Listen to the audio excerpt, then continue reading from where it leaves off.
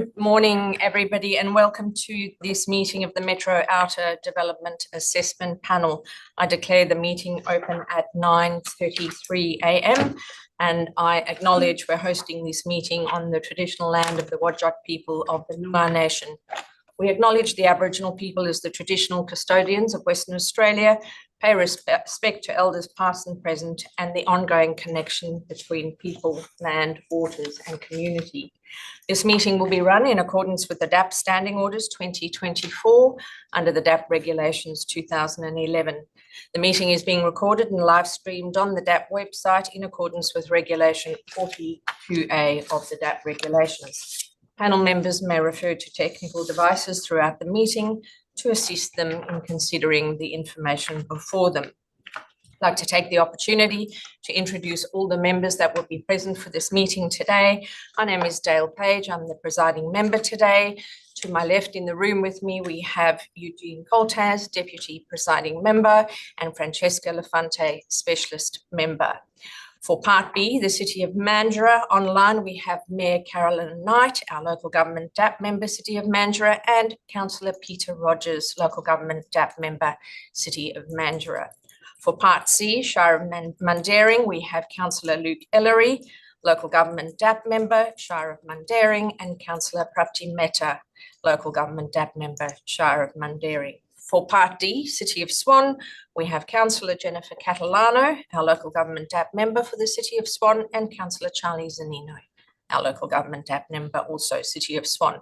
Item 2, apologies. We have apologies from Councillor Rod Henderson from the City of Swan.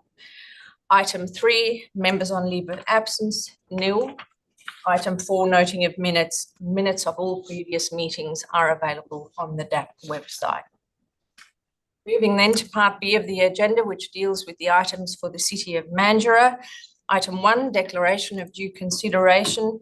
Panel members need to have considered all the documentation considered within Part B of the agenda and the Part B related information, noting that an R13 direction response for further information was published on the 26th of February 2025.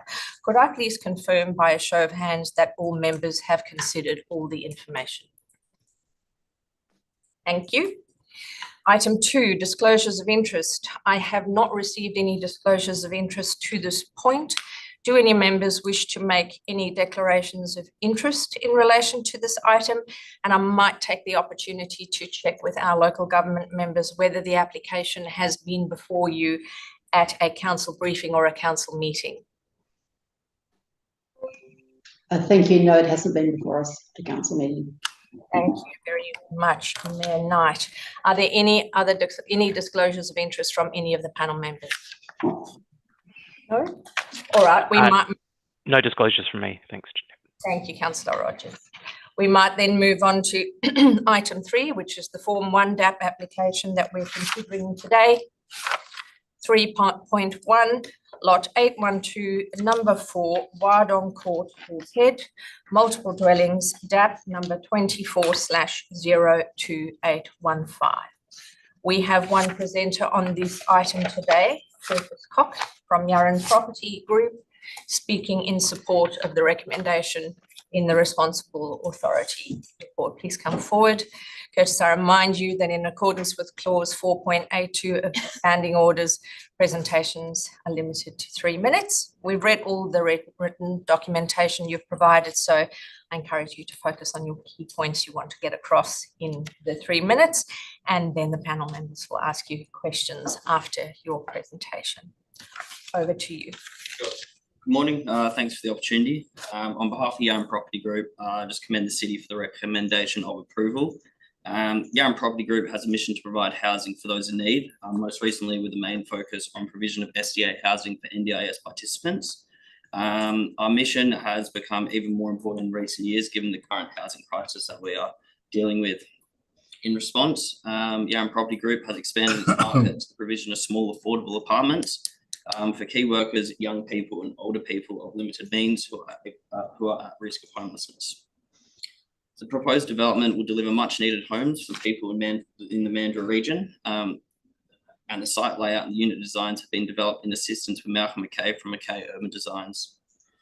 He has sought out design outcomes that accord to the best design solution practices, deliver generous amenity to the residents, yet is also necessarily efficient and economical. It is also noted that the DRP through the City of Mandurah provided a high level of support for this design. Thanks. Thank you very much. All right, panel members, are there any questions of the presenter? Mayor Knight, I might start with you. Do you have any questions of this presenter? Oh, thank you, and thank you for the presentation. Just one question. The images that we were presented with suggest solar panels across the built form, and just noting the advice note, I'm just wondering, was there an intention to include solar panels? There will be, as shown on the plans, they're still indicative. This is something we get to more so in the building permit stage, but we work with a solar provider that will provide solar to the site. So yes, there will be PV cells on the site. It just as where they're shown will be indicative. It might be changed at a later stage, the exact locations. Thank you. Any other questions, Mayor Knight? No, that's all from me. Councillor Rogers, any questions from you? Thank you. There's no questions from me. Okay. Any other panel member have questions of this presenter? Yes, I think it was in the R13 response about which I presume you've seen, about notice on title regarding transport noise. Did you see that one? Yep. Do you object to that condition going on? No, that's okay. Okay, thank you. Any other questions?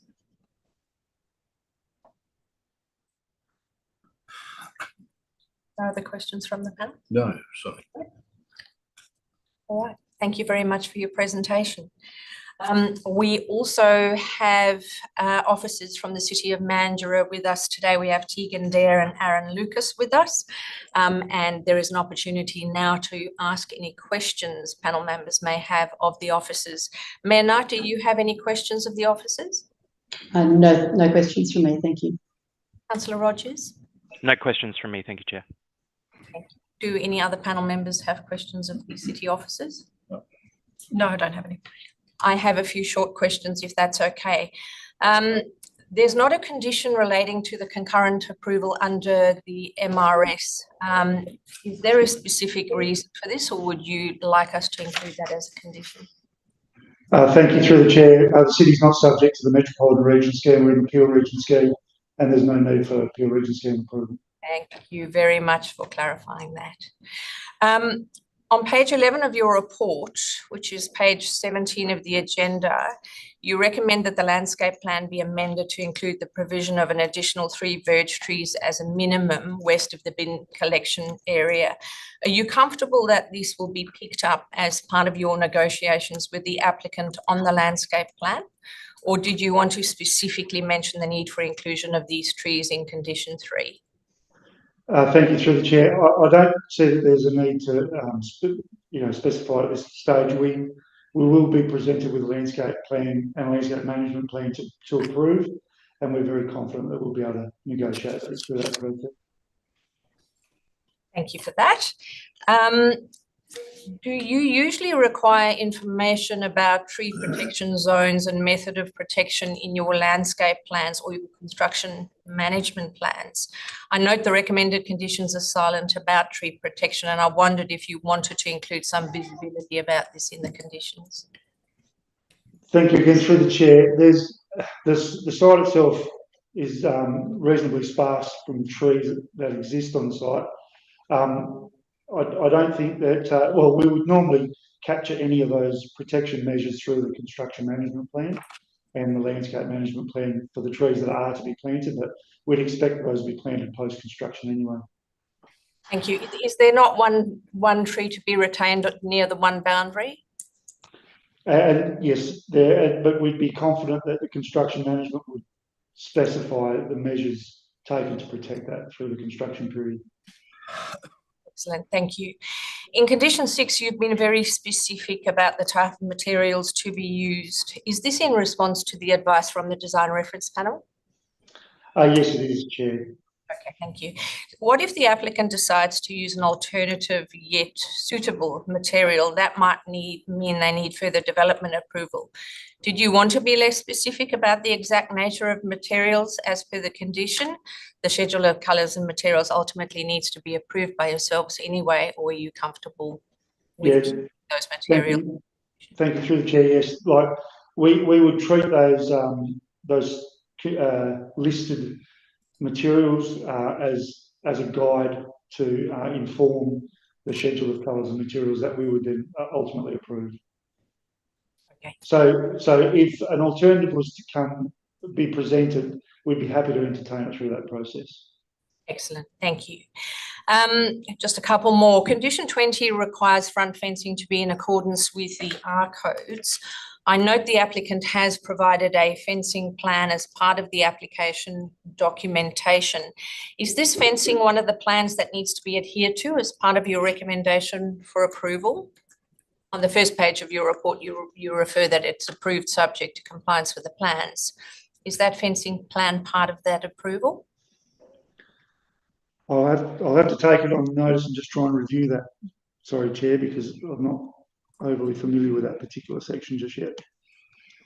And my technology is lagging because of the size of the document. It is significant.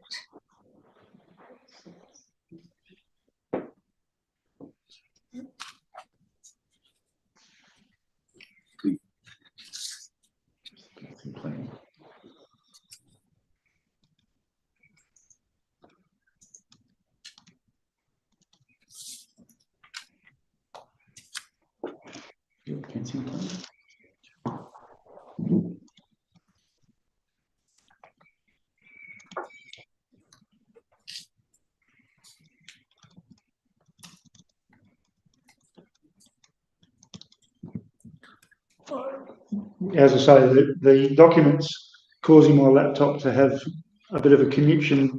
I would say that because I can't find the actual fencing plan that will open it clearly enough, but we would suggest that fencing that's provided along Old Coast Road and Wardour Court, if that fencing plan reflects visually permeable fencing as per the residential design codes, we'd be very supportive of that. I suspect that we've included that condition just to confirm the potential indicative nature, suspecting that if that fencing is reflective of the R codes, we'd be supportive of that style of fencing. Within reason, there could be some sections that were solid to a greater height. I think over the entire length of both streets, we'd prefer to see some visual permeability though. Thank you for that. Very last question. Do you think there is a need for a separate condition relating to the maintenance of the public art? I note that it's actually not painted on the building. It stands in relief of the building. I wondered if you wanted a separate condition, or are you comfortable this is covered by condition 6, which relates to the ongoing maintenance of the development? I would be satisfied that condition 6 would satisfactorily cover that condition, Chair. Thank you. I have no further questions. Do any panel members have any other follow-up questions? None for me. No?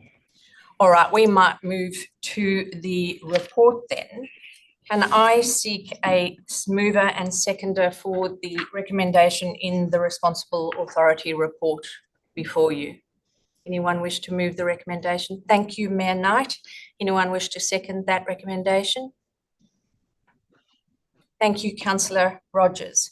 Mayor Knight, would you as mover like to speak to the motion?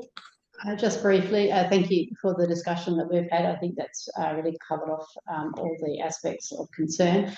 Really welcome. We really welcome this density in the city in what is a very visually prominent site.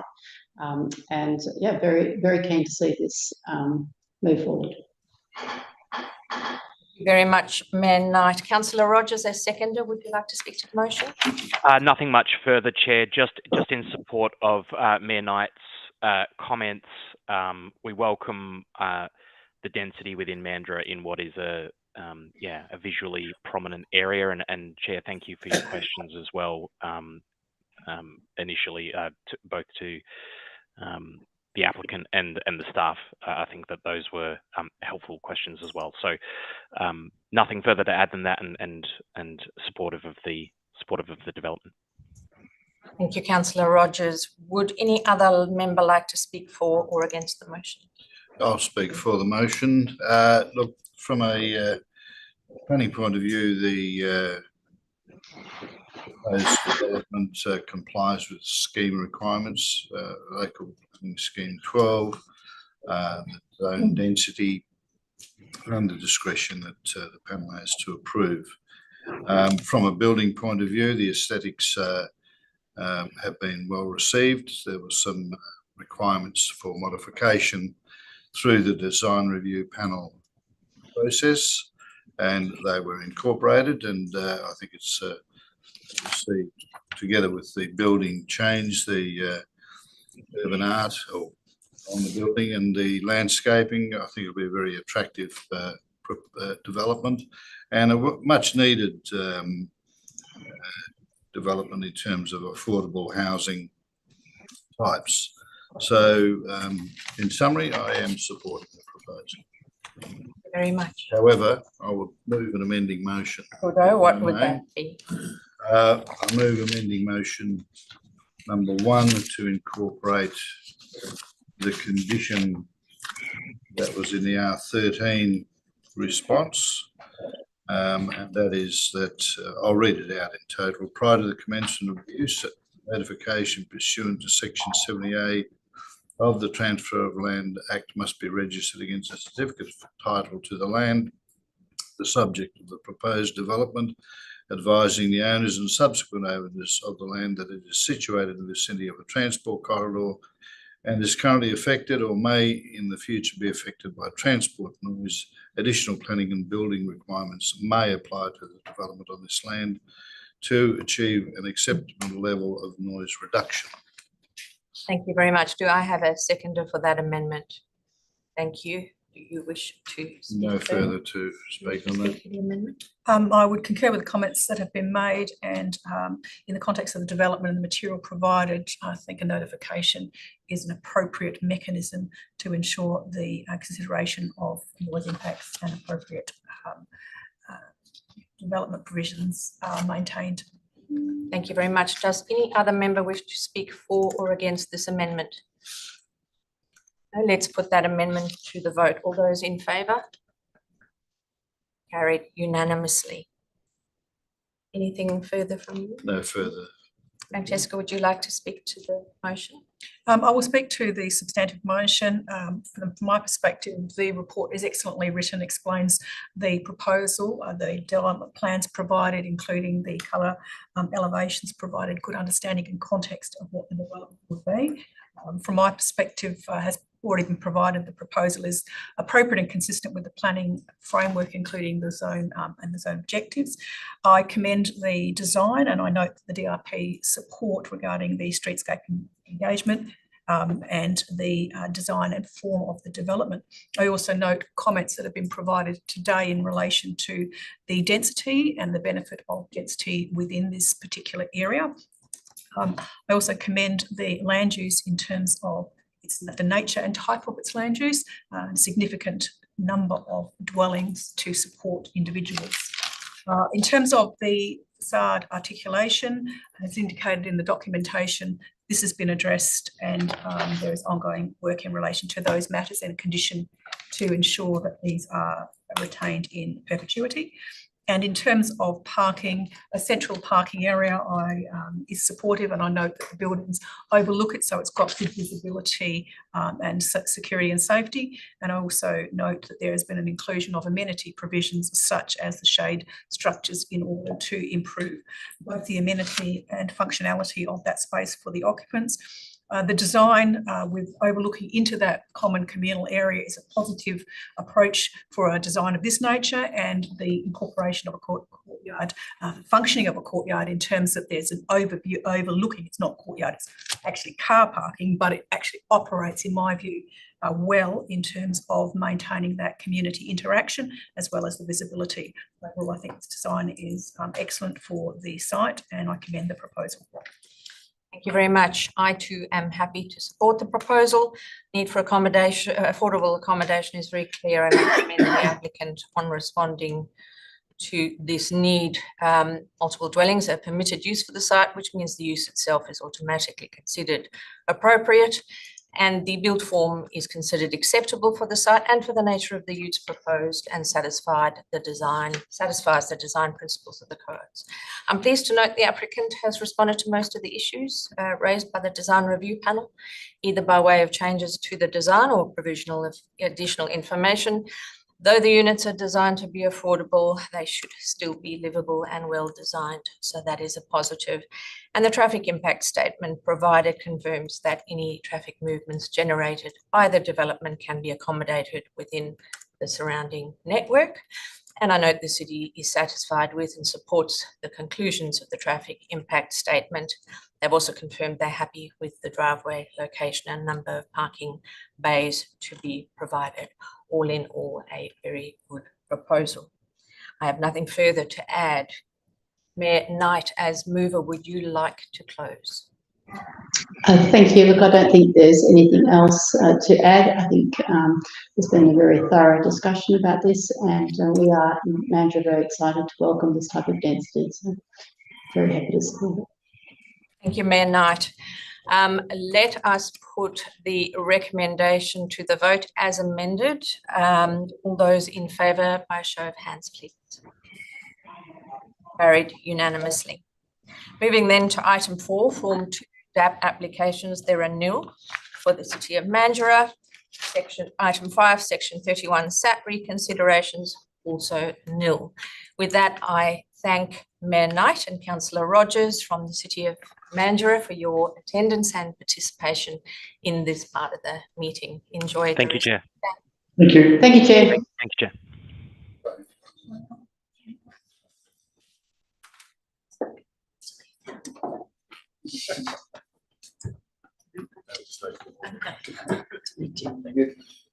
How are you? Good to see you. How are you? Good to see you again. Yeah. We know each other. How are you? Good to see you again. Nice to meet you. It's a small world. I know, it's so very small.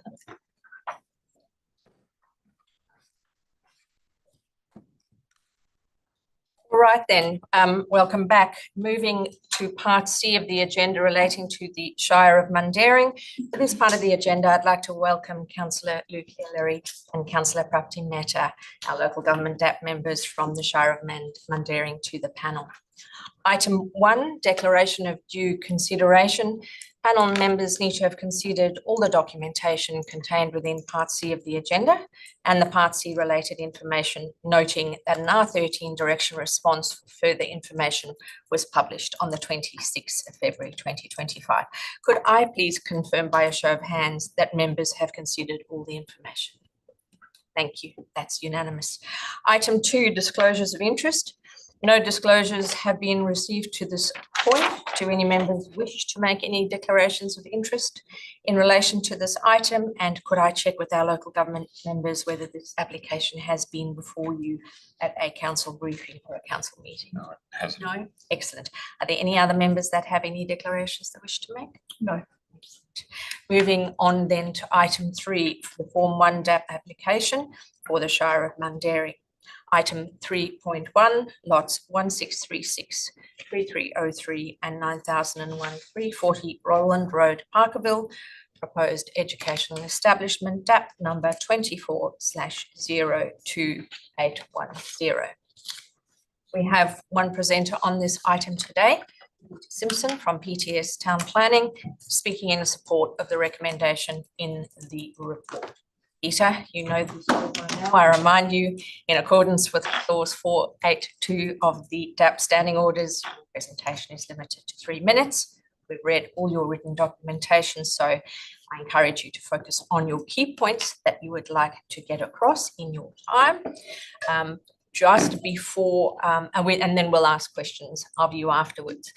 I'd also like to take the opportunity at this stage to mention that we have Liza Matthews and Timothy Dennis from the Department of Planning, Lands and Heritage, and they're available to answer any questions on heritage, and we will defer to them once we have heard from the presenter.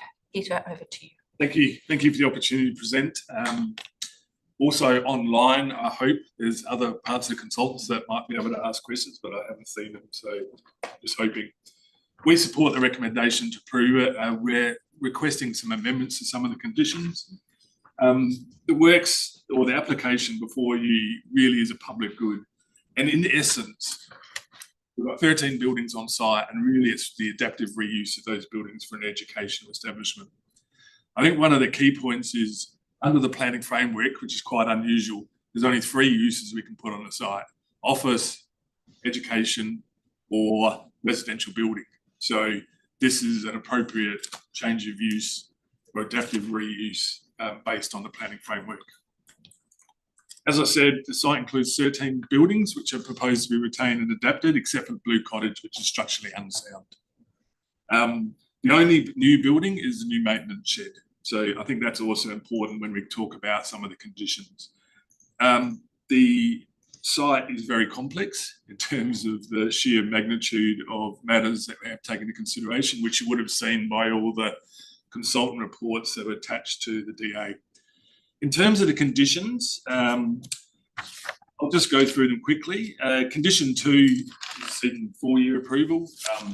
As indicated, the intent is to actually be operational, part operational by school term next year. So we don't think it'll be required, but in the current world, we don't really know what could or may happen. Condition 3 requires just the compliance with plans. This is just a technical one. There was no amendments marked in red, so I don't know why it needs to be addressed. Condition 10 relates to the public art. Now, we obviously fully appreciate that most councils have public art policies, and they provide a generic set of terms to achieve public art. We think in this instance that there are reasons apart from that, and I've identified the nature of the reasons why we think it is. Principally, obviously, this is a heritage site. There's 12 buildings that be readapted. That obviously comes at a significant cost. If we did an education establishment without heritage buildings, the cost of development would actually be a fraction of what's proposed. This has obviously been undertaken by a not-for-profit, and it's a public good that's being proposed. So we think there's good reasons to depart from the local public art policy. In terms of condition 13, it's really, and I note the additional information request. Obviously, the nexus is a bit tenuous in terms of the number of traffic movements, but we also recognise from that condition that we just need to make it clear what that condition relates to. Similar to condition 15, and in terms of condition 31, we're just asking for a change of timing, just to ensure that we can get all our ducks in a row for potential occupation. That's the basis of my presentation. Wonderful. You wrap that up really quickly within your 3 minutes. Thank you for that, Peter. I now hand over to panel members to invite any questions of this presenter and or the team that he has online. Councillor Mehta, do you have any questions of the presenter? Do. Before that, could I just ask questions of the heritage? Yes, certainly. Prefer that I ask the presenter first. I just want to confirm that the conditions, I can't recall the numbers, the conditions relating to heritage are satisfactory to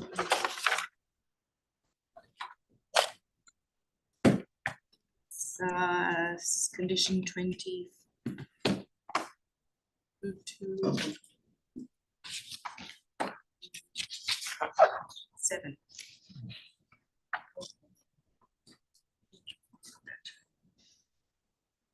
Yes, we have conditions starting from 17 through to 27. Are you satisfied with the We have a different letter to what you do, so our conditions are numbered differently. Okay. So can I just clarify for the purposes of the minutes? I think the conditions that are contained within the recommendation in the responsible authority report to me appear to align with the conditions that were set out in the department's letter. Is that correct? seen that. Sorry, in the agenda Yes. items, yes. So in response to Councillor Mehta's question, are you comfortable that those conditions have been carried across into the recommended conditions for approval? I believe so. Sorry, my computer is just freezing a little bit to get up the agenda list, but from what I reviewed before. Any other questions? Just that. Hilary, any questions of the presenter or the heritage team? Yeah, I did have a question. So there are a number of these submissions contained concerns that because this school was targeted at traumatised children, we applaud the need for that special education for them. They had concerns about it being in a residential area so close to them, and broadly nothing within any of the application or the different reports sort of addresses the effect on their amenity, even in the way it is designed. I appreciate some of the submissions might have had some level of stereotyping, but yeah, can you just respond in terms of how that's actually going to be managed? Will there be sort of complaints registers if you have other sites? You know, if there were problem children, would they be recommended that they're changed to more suitable, more commercial area sites? Because we have actually, just for context, we have had issues with residential homes being housed for what seemed to be aged care, but actually it was people with violent tendencies. And we had before our council people saying people are broken in. I watched my wife beaten. So certainly there is community concern in that. So how is that actually being managed? Sure. I think I can answer that in a couple of ways. Firstly, the number of overall children is very small in the context of what will be a school, if you take the context of what's further north in terms of those other schools. And I think there's a bit of a misconception from the submissions that these people have criminal backgrounds or are violent or that sort of student, where it's not really, it's more those that just struggle in mainstream education in terms of their background and the impacts of that background. So I think from a security point of view, I think that some of those submissions, obviously, as you suggested, probably took a negative approach to what it is. And Parkerville obviously have quite a deal of experience in these matters. And they're comfortable that based on the site, the students that they're getting, the number of teachers, that there won't be any issues in terms of, or any outside other issues in terms of the children. I can't speak to children because I live next to a private school and I just had my garage vandalised by a couple of students. So I don't necessarily think that socioeconomic background has an influence in that. Can I also then ask, this is an area that only last year had a bushfire risk, and it's had several major bushfire risks. Can you confirm the sort of, even the DFES comment said, this is not a suitable site. So we're putting traumatised children in a site that nearly every 10 years on average, we've had a bushfire there.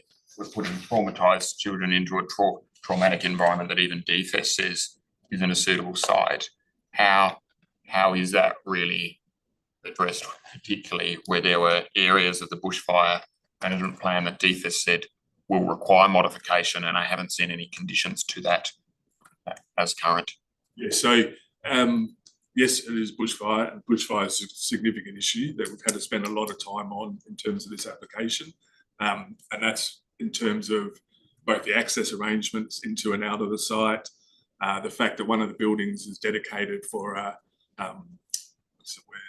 place where they can go during bushfire.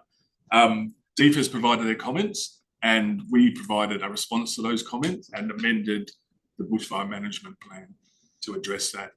I suppose the other comment would be my first comment I made originally, which is really under the planning framework, I could have a residential building, an office and an educational establishment. So in order to be able to obviously maintain, approve and adapt those heritage buildings, one of those three uses has to go on the site. And I suppose from our point of view is that we've spent a lot of time on that, and obviously also with an educational establishment, there's limited operating hours that they're actually on site as well. I can ask a follow-up before you move on that issue. So bushfire management plan documentation that was submitted as part of this application, am I correct in recalling that there was also an evacuation plan and an emergency management plan as part of that? That's right. And the school will adhere to that as a condition of the bushfire management plan? That's right. And I think that's condition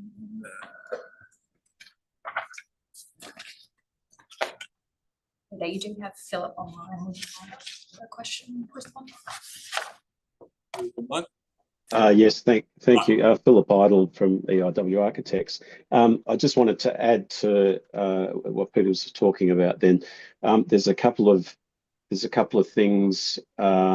Firstly, in terms of the management, like all schools, the first thing is for the safety of the children in a bushfire sense is to get the kids out and away from the site. And I think you'll see in the bushfire management plan that it's quite clear that if the particular threat of that particular day is a certain level, the school won't even open. So these kids are mostly being bussed in from external areas, so they won't even be near the site.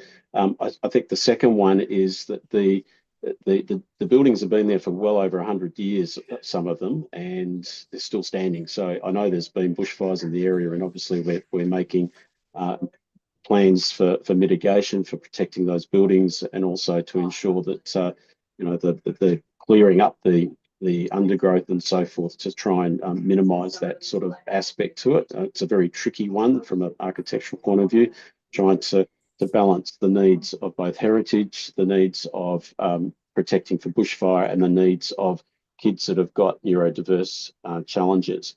But I think what you've got before you is a really good balance. But I think the management is also reflecting the fact that it is not a typical situation, as Peter said. There's going to be a lot more staff per student on site looking after these kids as well, which is a big part of the way the design's been done. And I think so. In terms of the conditions 4 and 5 deal with the bushfire management plan in terms of demonstration and then managed and compliant. Thank you. Reverting to Councillor Ellery. Just to follow up then, in terms of evacuation, can you confirm that there is multiple routes in the evacuation for the event of fire from different directions? And 2, was the actual modelling done on the basis that you would have Mundaring Christian, which is like 900, and then the Steiner School as well in the proximity? Was that modelling done with all of those schools evacuating, noting that this site is on a gravel road? Yes, I think that's good. Thank you. Anthony, our bushfire consultant, online as well, so he might be able to assist in responding to that. Hopefully. Sorry, I've just been trying to unmute my microphone. I think the important thing is that we've actually gone above and beyond the requirements. So we've planned for 3 contingencies. So one of them is the preemptive closure. So if the fire danger index or the fire behaviour index is over 75, the school actually closes preemptively, which is the model that all state schools also use. We then have 2 evacuation routes. And the reason why we have 2 is if one's closed, then we can take the other one. But the other really important thing has been that we've volunteered a shelter on site in Worthington Hall. Now, under the NCC, there was an expectation that schools would have a shelter on site, but that's been deferred until 2028. It's doubtful whether that might come in the way other states are responding to that requirement. But in this particular case, the applicant has volunteered to actually provide the shelter, which gives us a 3rd contingency if there is a fire event. So if we can't get out, so in effect, we've probably got 4 contingencies. We've got 2 ways to get out. We've got the preemptive closure, but if those things are not applicable at the time of an event, we also have the safe shelter on site. And that shelter is designed to a national standard. And we've also taken a very conservative approach in terms of how we've modelled for that shelter as well.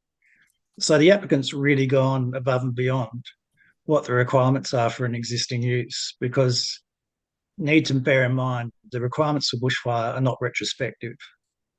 So they've volunteered to actually provide additional solution.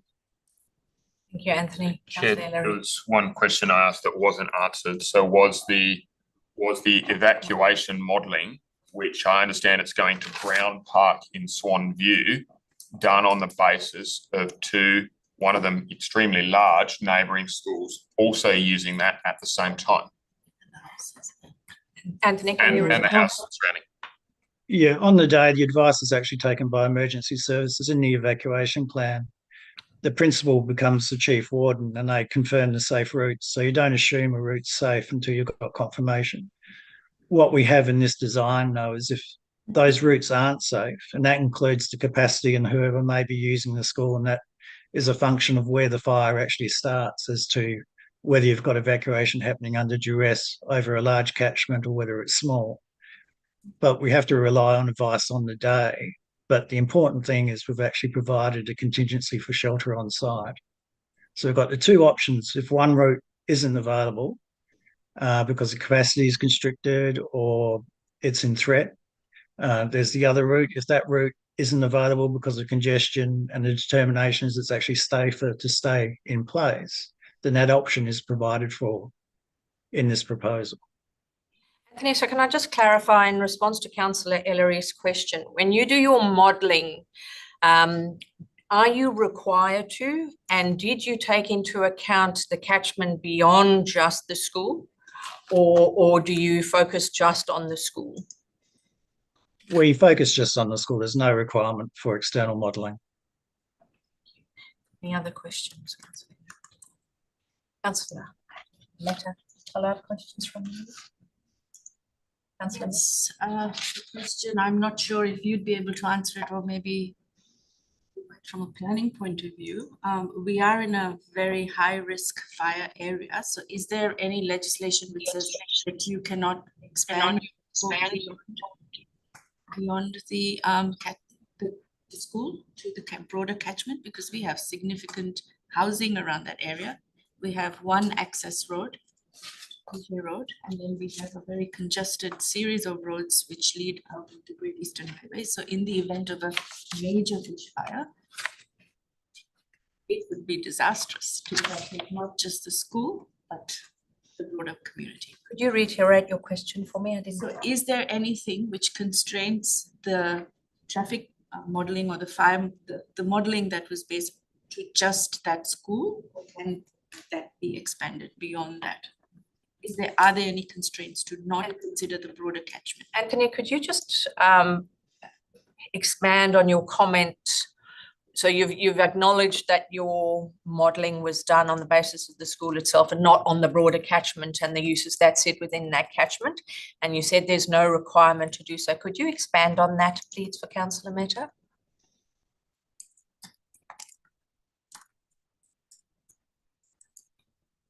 Are you still with us, Anthony? You might just be trying to. Sorry, just unmuting again. Under the new guidelines, and that's the same as what was under the previous guidelines, the only requirement is to demonstrate that you've got two options to evacuate from the site. In this particular case, given it's also an existing facility, that's also taken into account.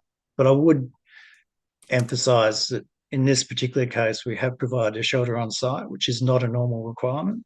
So that is a reflection of an understanding of, I guess, the circumstances of Parkerville in terms of it's susceptible to bushfire. I was pretty disappointed in the comments by DFIS. They generally oppose everything, which isn't particularly helpful, but they didn't really pay adequate attention to the fact that this facility actually exists and that we're doing a lot to actually improve its resistance and also the safety of its occupants. Thanks, Anthony. So can I just sum up for a second to get clarity on that? You are confirming that, we can confirm there's no planning requirement to do bushfire modelling based on broader, but you're confirming that there is also no requirement under the bushfire legislation to do that. Is that correct? That's correct. It's only to have 2 suitable destinations that we need to be able to demonstrate, which we have. Did that answer your question, Councillor Neck? So that just further, the evacuation plan puts an emphasis on the chief warden, who would be the principal, to identify what the safest route is. But the advantage that we actually have with this proposal is if there isn't a safe route, and not all developments necessarily have that option for a safe route, but if the routes aren't safe, we had the contingency for shelter on site. Thank you, Anthony. Peter, did you want to add to that? No, I think that's. Any further questions from either of the councillors? Yes, I do. On condition 10, please. In your letter, you state that you would like that condition to be waived because you are providing a public good. But we have many organizations and developers in our Shire that provide a public good. So in this instance, why do you believe, you have listed your reasons for departing from this policy, but the question I have of you is, if we were to disagree to your request, what impact would that $130, $9,000 have on the project? So yeah, so it's not, I'm not basing that argument, as you said, based on one provision. It's the provisions I've indicated there. And I think it comes back to, obviously, part of the public art is a cultural or heritage of the Shire. And this is obviously a significant heritage outcome in terms of the amount of state heritage listed buildings and its history. So obviously we think it's better money spent on some heritage works or services provided by this organisation. Obviously, if the condition stays, the condition stays, and we'll have to address it one way or another. Ultimately, you know, in some of these instances, it could be good that the public art is done by the school, but obviously your policy doesn't allow that because it has to be a professional artist. So it's those sort of discussions. Thank you. I have another question, please. If I could, your condition 13, where you talk about a bit of confusion about the upgrading to Beacon Road. So can I just, confirm that you are not opposed to condition 13, you are just need a bit more information. So you're willing to work with our infrastructure department to clarify that? I think we're on the same page as the Shire engineers in terms of the extent of it. My question was more, for condition 13, it's a bit generic and it doesn't provide that much detail. On the plans, we've indicated the area that we believe, which is the area from the bitumen to the end of our access point that's currently gravel. So we've identified that, but it's more just about clarifying that condition. So whether that condition changes or an advice note is added to say it represents that portion. Can I ask a follow-up before we get back to you? So you have agreed to contribute. So there's no developer contribution plan, it appears, but you have agreed to contribute to some upgrade and construction of Beacon Road. Is that correct? That's right. So as part of the process, and I understand from the further information, the question of nexus, and obviously from the traffic impact, the amount of peak vehicle movements that use that Beacon Road access is very small. I think it's 2 in, 2 out in the morning and afternoon. But it also serves for waste management, and it also serves obviously for bushfire in terms of how that works. So we understood that we need to bitumise the point from where it stops to our access, our northernmost access.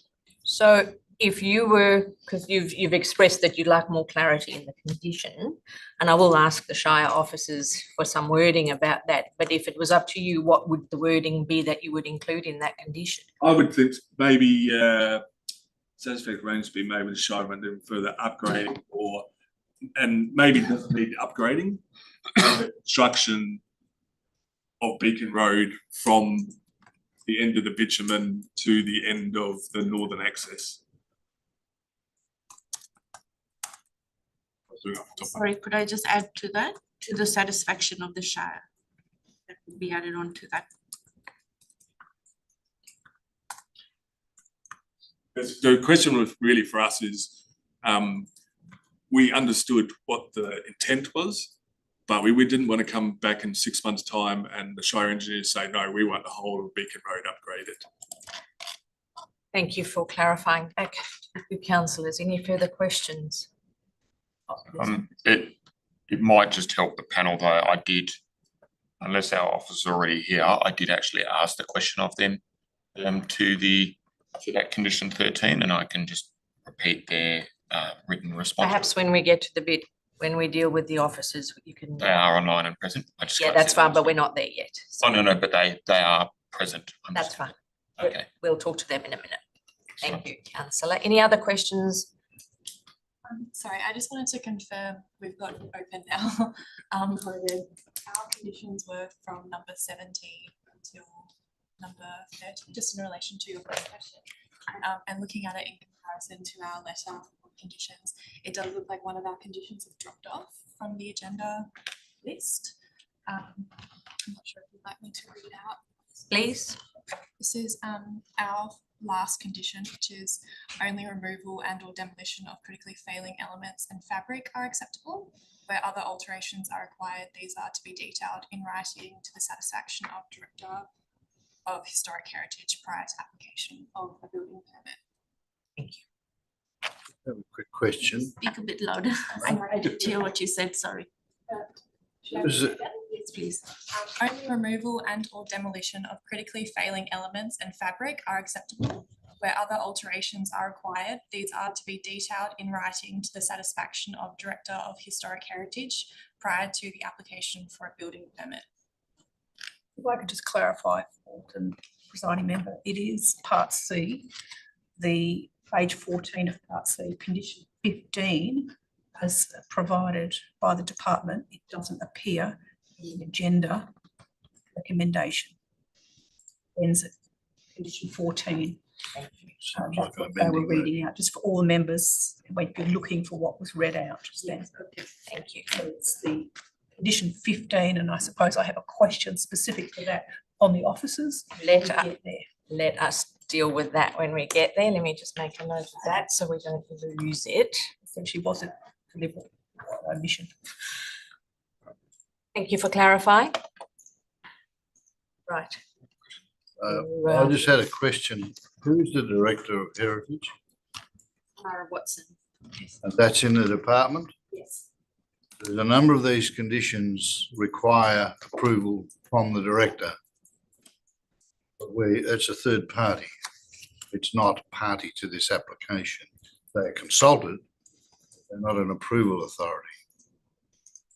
So a lot of these conditions we'll have to modify so that they're to the approval of the Shire, or to the satisfaction of the Shire on advice from. That's the question I was asking. Yes. Okay, all right, well, we've got a few amendments to make. Thank you. We do. The list Few is amending motion. Any other Okay. questions from you, Jean? No. Questions from you? My question's going to be a similar question. It's already been asked. Principally, it's now going to be to the officers, and it's really about clarity and expectation of Beacon Road, and the applicant has provided some comments on what their understanding of it is, and I'm just checking the plan details to see specifically the plan reference number that you were referring to. Applicant might be able to clarify that for me. You referred to the plans, and I'm just quickly scanning down. Yes, so attachment for development concept plan, site location plan, shows on the left-hand side, there's an area in grey on Beacon Road, which says 6 metre wide extended asphalt. So that's what you applicant of the understanding is what is required as in the general language that's regarding condition 13. So my question is one clarification from applicant, but I have the exact same question to officers. Are we all on the same page in relation to works? Excellent. We'll deal with that when we get to the officers, if that's okay. Any other questions from you, Francesca, at this point?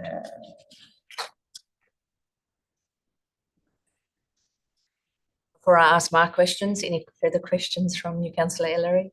Thank you, Chair. Yes, the applicant requested a modification to condition 31 regarding to the installation of the effluent disposal system. They requested that it be modified so that it is after the commencement of the use on the site.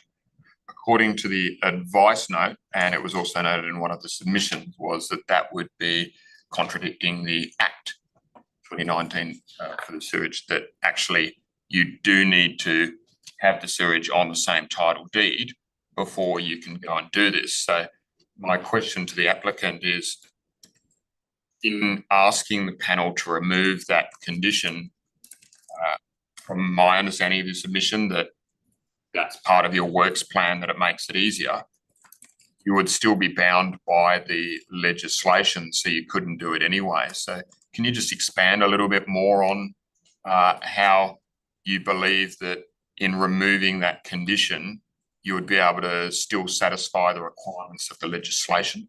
Sure. So that requires, excuse me, that modifying the condition. So? Modifying the condition, sorry, yes, not removing. Yeah, modifying the condition. So that condition is based on the policy. So it's not an act, it's a policy, the government sewage policy 2009. And as I said, we don't have a problem with the intent of the condition.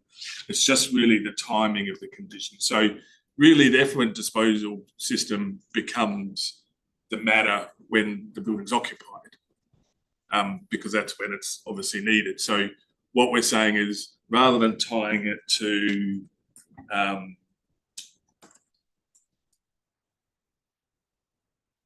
so we go back to that condition. Current condition requires prior to installation of the effluent disposal system.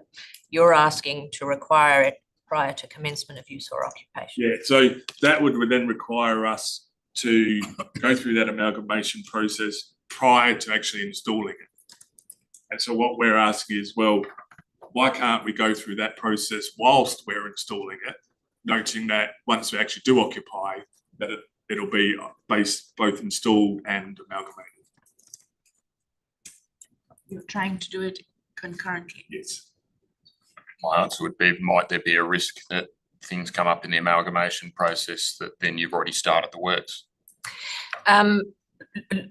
Look, and we're not in debate now, but so I'm responding. There's always a risk of stuff like that happening. However, this condition would require it to be done before they can actually occupy it. So the risk sits with the applicant and the developer, and if they are taking that calculated risk, then that is an issue for. I might just expand on that. So we'll lodge an amalgamation application. That'll take 3 months with the WAPC.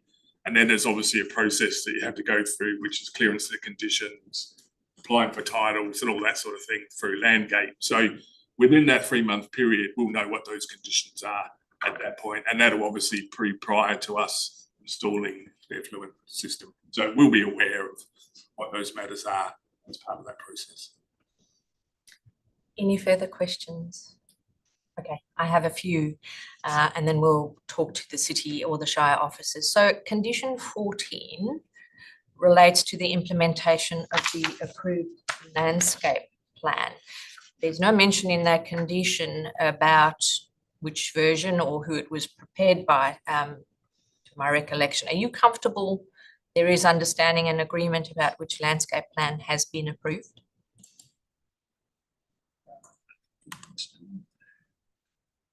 I was just seeing whether we provided an additional landscape plan.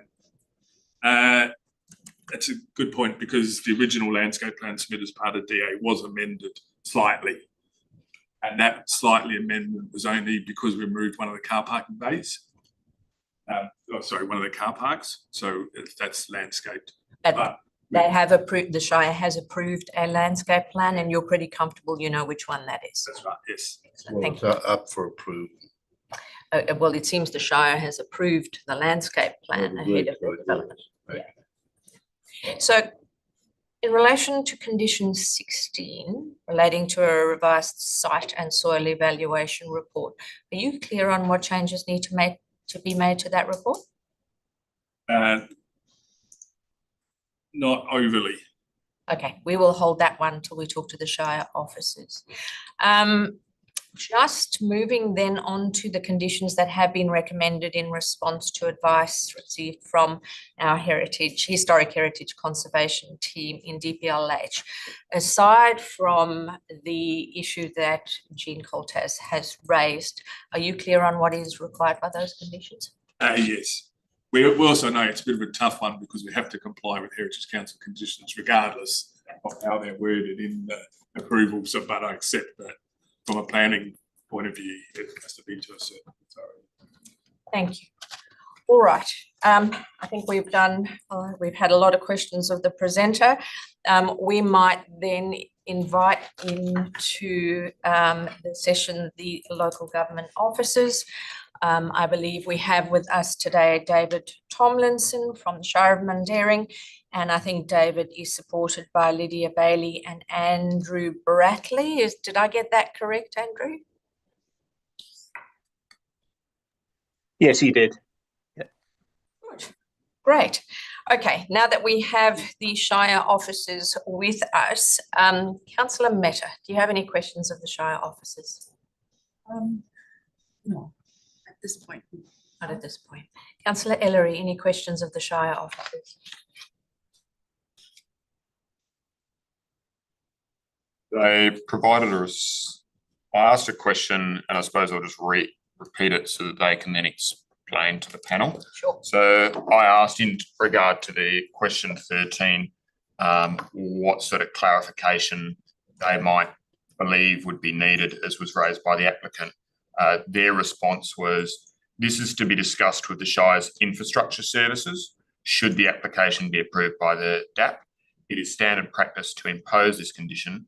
The alternative would be for the applicant to go to the expense of a detailed civil design document prior to consideration of the application. It is possible that an application could be refused for other reasons and that they would have expended the funds unnecessarily. The matters of what is required in detail is always determined after the approval is granted. So I was asking, do we need to clarify? They provided a response. So I'm sort of saying, is my understanding correct that you're saying instead of us trying to, lack of a better word, wordsmith the condition now, your understanding is it would be better to actually have that sort of discussion and agree it outside of this approval process, and noting that it would be to the satisfaction of the Shire. Is that correct? Shire officers, do you have a response for Councillor Ellery?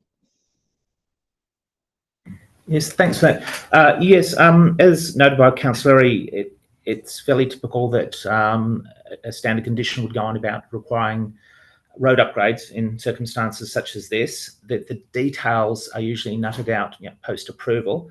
I do take the applicant's point of wanting a bit more clarity on where that would apply to. I think the applicant mentioned before about the distances from that were shown on that plan 3, I think. So I'd be happy to include some advice notes saying this relates to I think it's Richardson Road up, or that portion of Beacon Road up to the proposed entry point. But I certainly couldn't give the level of detail of the exact requirements until civil engineering documents are given to my infrastructure department. Thank you. Any further questions of the officers? Would it be prudent for us to ask them to provide a suitably worded advice note that meets their understanding of what was agreed in principle with the applicant? Through the chair, yes, that would be fine. Do you want to, because I note that the applicant has already given us some wording, would you like to spend a little bit of time while we're moving through some other questions to provide us with some wording for an advice note? Yes, thank you, Chair. That'd be very much appreciated. Either an advice note or as part of the condition. The panel will deal with that when we get to debate. So just some wording, doesn't have to be a specific advice note, just some wording that provides a little bit of clarity. And I understand we're not at the stage of civil design, but a little bit of clarity about what that work would entail. Yes, thank you. Councillor Ellery, sorry, Councillor, do you have any further questions, Councillor, of the Shire officers?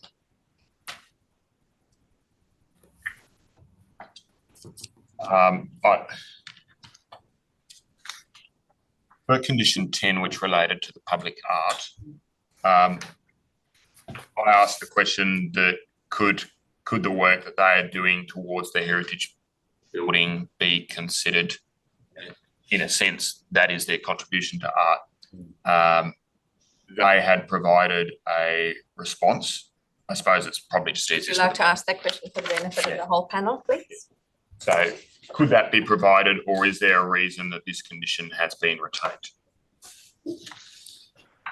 Through the chair, well, it is an adopted policy of council, and council would expect us to impose it in situations like this based on the monetary threshold. So I can't add too much to whether what the applicant has stated this morning. I do apologise, we only got it this morning as staff. But if I may, I might defer to my colleague Andrew Bratley, who is actually the author of the policy. He might be able to shine a bit more light on the more intricate details of it. Thank you. Over to you, Andrew. Yeah, so through the chair, I mean, the Shire has an active arts culture, which is a defining characteristic of the locality. In addition, history is obviously an important matter within the area, quite understandably. And through the local planning framework, and also obviously through the state planning framework, there's the need to obviously not only protect such places, but also recognise and celebrate them as well. And it's seen that often, and it's not just this heritage place, but others in the Shire, we have required public art because this is seen as one way of recognising and also celebrating a site's heritage significance. I think in this circumstance, it's appropriate that condition can be included. Thank you. Follow-up question, Councillor Ellery. So on that, so the applicant has noted that the our policy, our council policy, does require it to be a professional artist, and the applicant suggested they might be more amenable if it could be art done by the students. If this condition were to be maintained, what flexibility is there in staff for them to consider art by the students? Would it have to come to council for it to be ultimately approved, or how would that be imposed? Sorry, through the chair, as per the public art policy, it would have to go to the Shire's Cultural Advisory Group for advice, and ultimately there's no requirement for it to go to council. Shire officers will make a determination based on the advice it receives from the group. Any other questions? Councillor Mehta, you had a follow-up question. Not on this, but on the heritage matter. That's fine. Any question of the local government officers? Any questions? So, reading the letter that came through the Heritage Council, there is a condition 15, which I can't see on our conditions. So condition 30 is their condition 14. So is there any reason why condition 15 was not included in our conditions?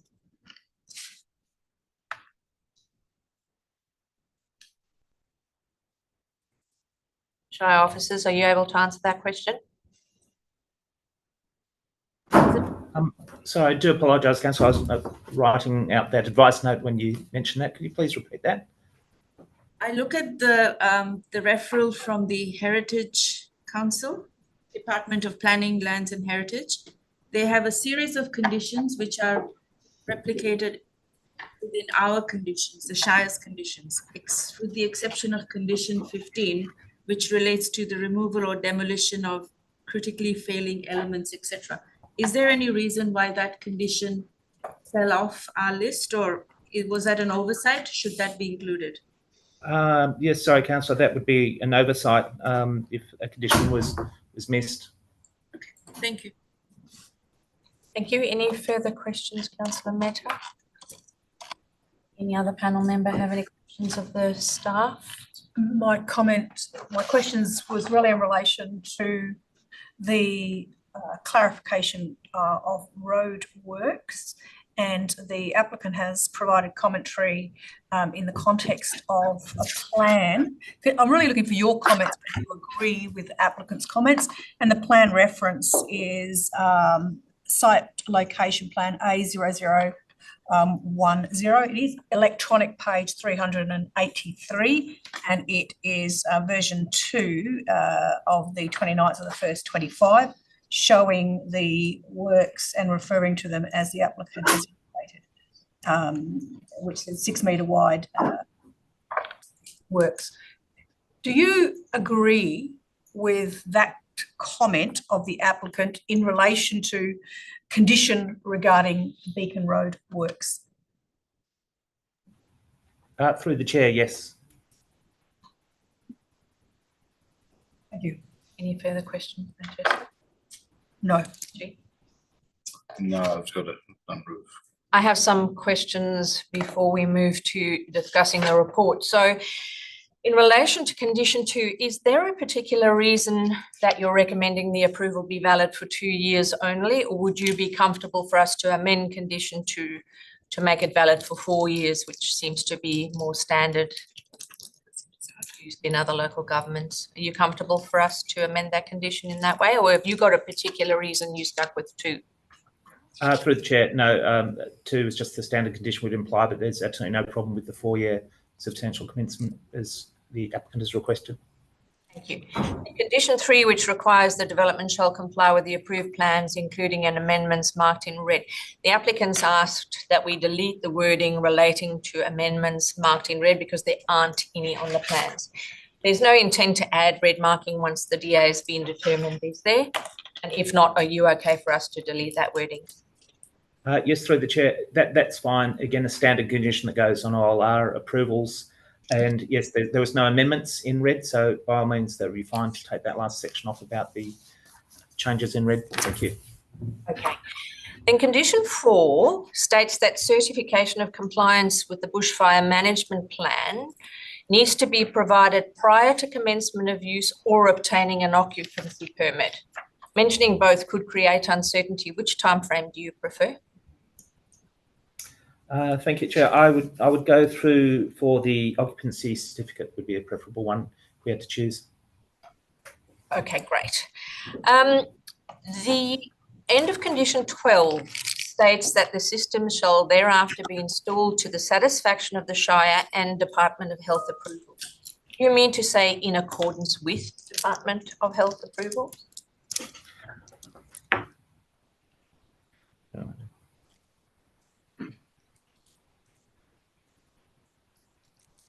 That doesn't make sense grammatically to say it's installed to the satisfaction of health approval.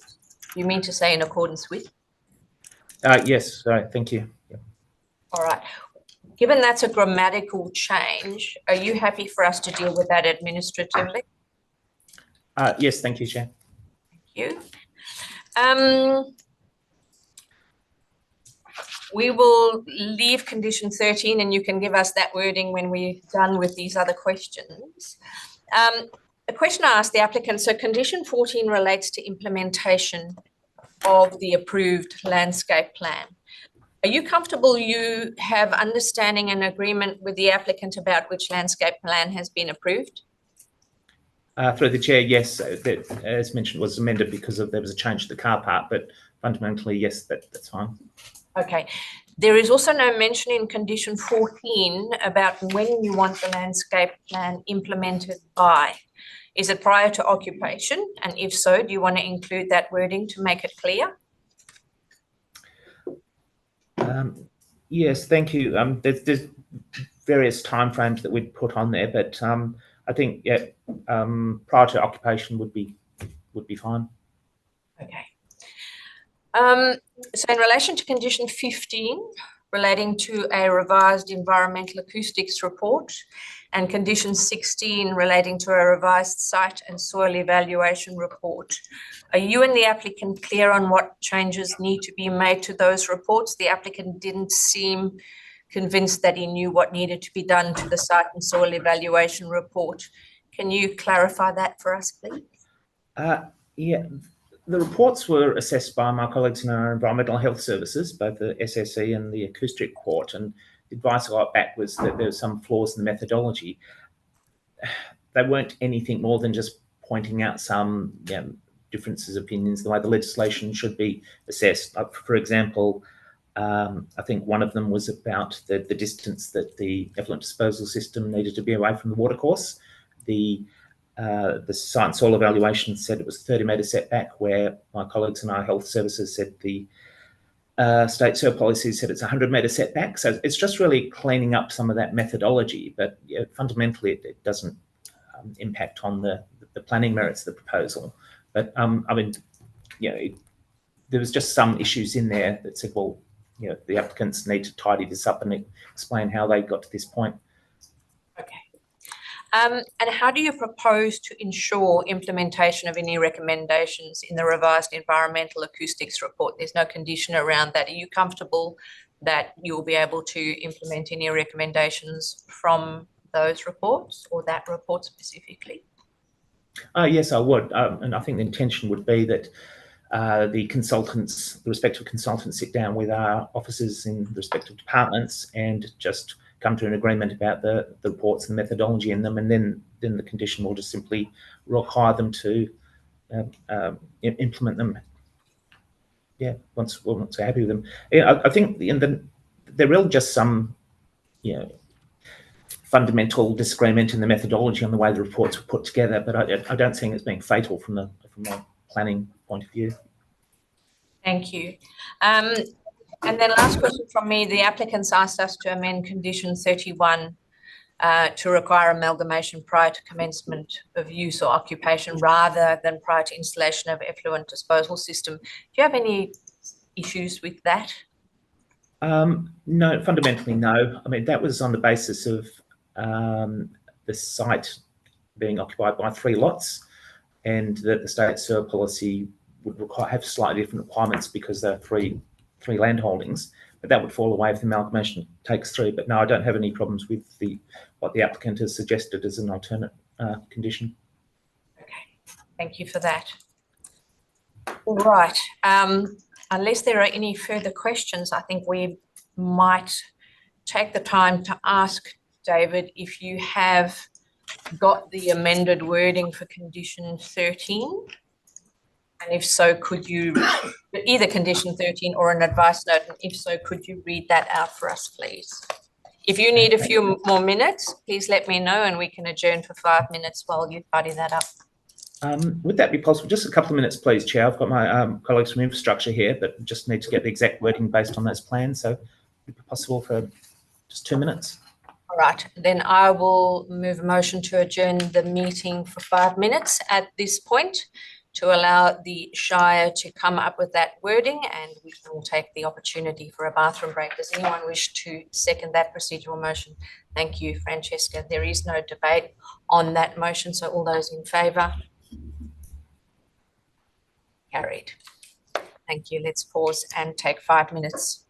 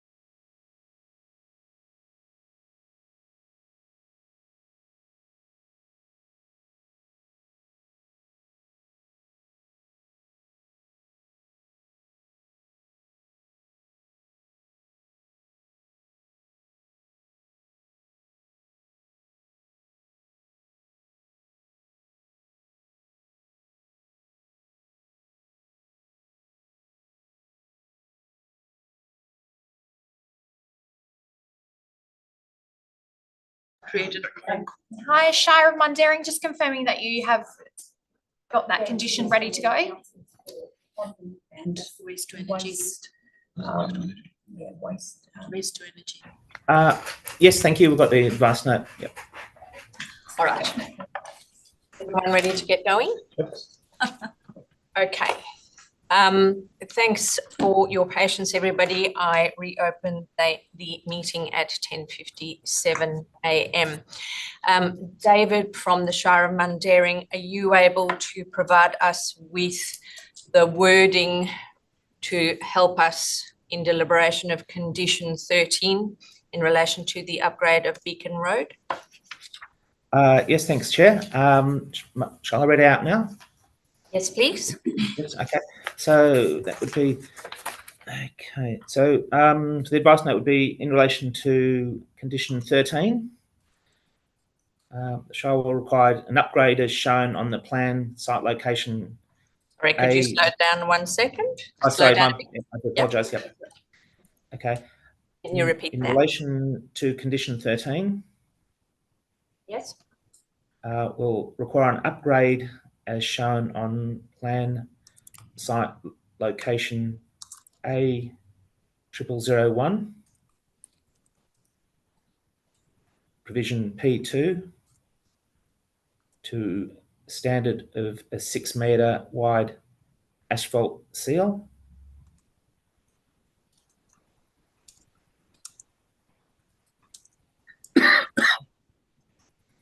Yep.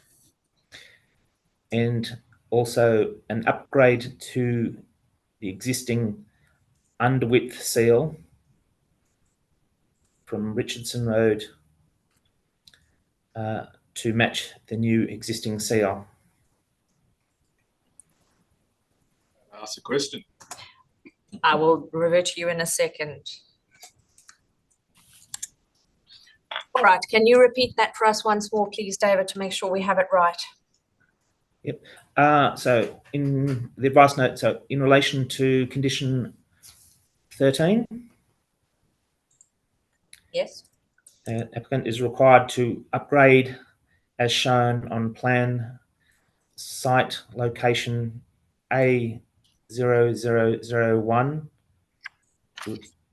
revision 2 to a 6 metre wide asphalt seal. yes, And upgrade the existing underwidth seal from Richardson Road to match the new sealed section.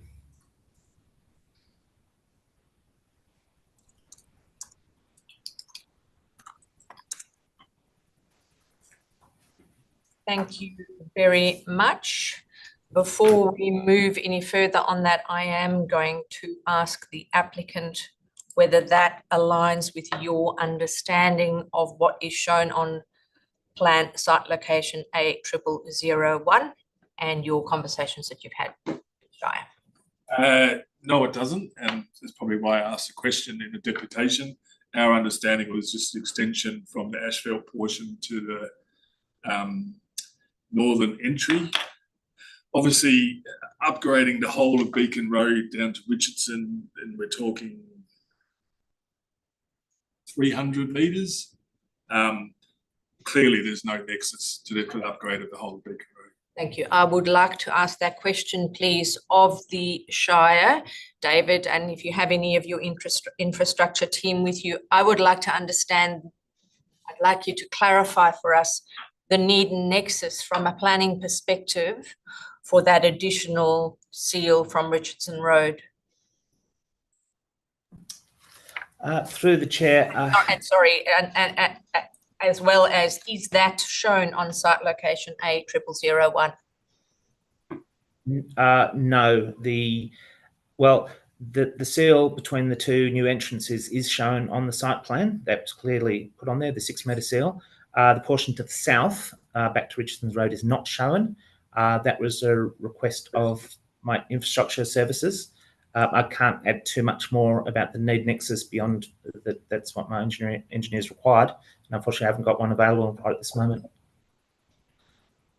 Okay. To clarify that, yeah. Right. Thank you for that.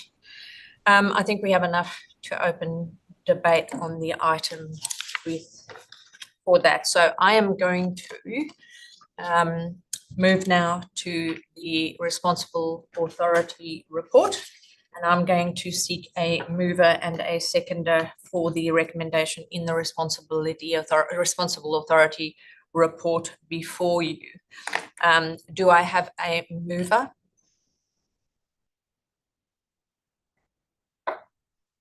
Councillor Mehta? Do I have a seconder for the recommendation in the report? I'll second it. Thank you, G. Councillor Mehta, as mover, would you like to speak to the motion, please? Yes, please. And I speak from a social point, not from a planning point. I'm not a planner. And I'm looking at the benefits that we will get to our community. We have a very diverse community, and I am aware that there are a number of reports that we have read recently which talk about some of the isolation children feel within community, how going to mainstream schools increases anxiety. And I think as a council, we are aware that it is important to have opportunity. And so I commend this. I also commend the application. There is a lot of information, and I can see that there is a lot of flexibility which is being offered to work with the Shire to get an outcome which is going to benefit both the young people who are going to be at the facility, but also is taking due regard of the heritage of the site, the flora, the fauna. And I think although fire is a big concern, they have taken steps to address that issue, and they have done that in I think, a very responsible way. So one would hope that there is not a fire. Certainly we have experienced major fires in our area, but I think the plans that have been put in place will address any issues. I do understand the concern with public art, and I appreciate that you are doing something for the broader good. But as a Shire, we do have a focus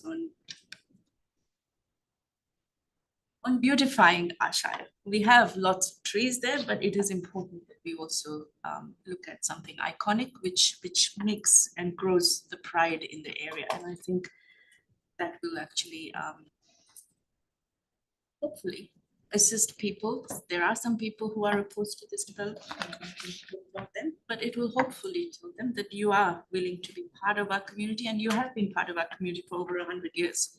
So I think it's a good proposal, and I look forward to it being very successful and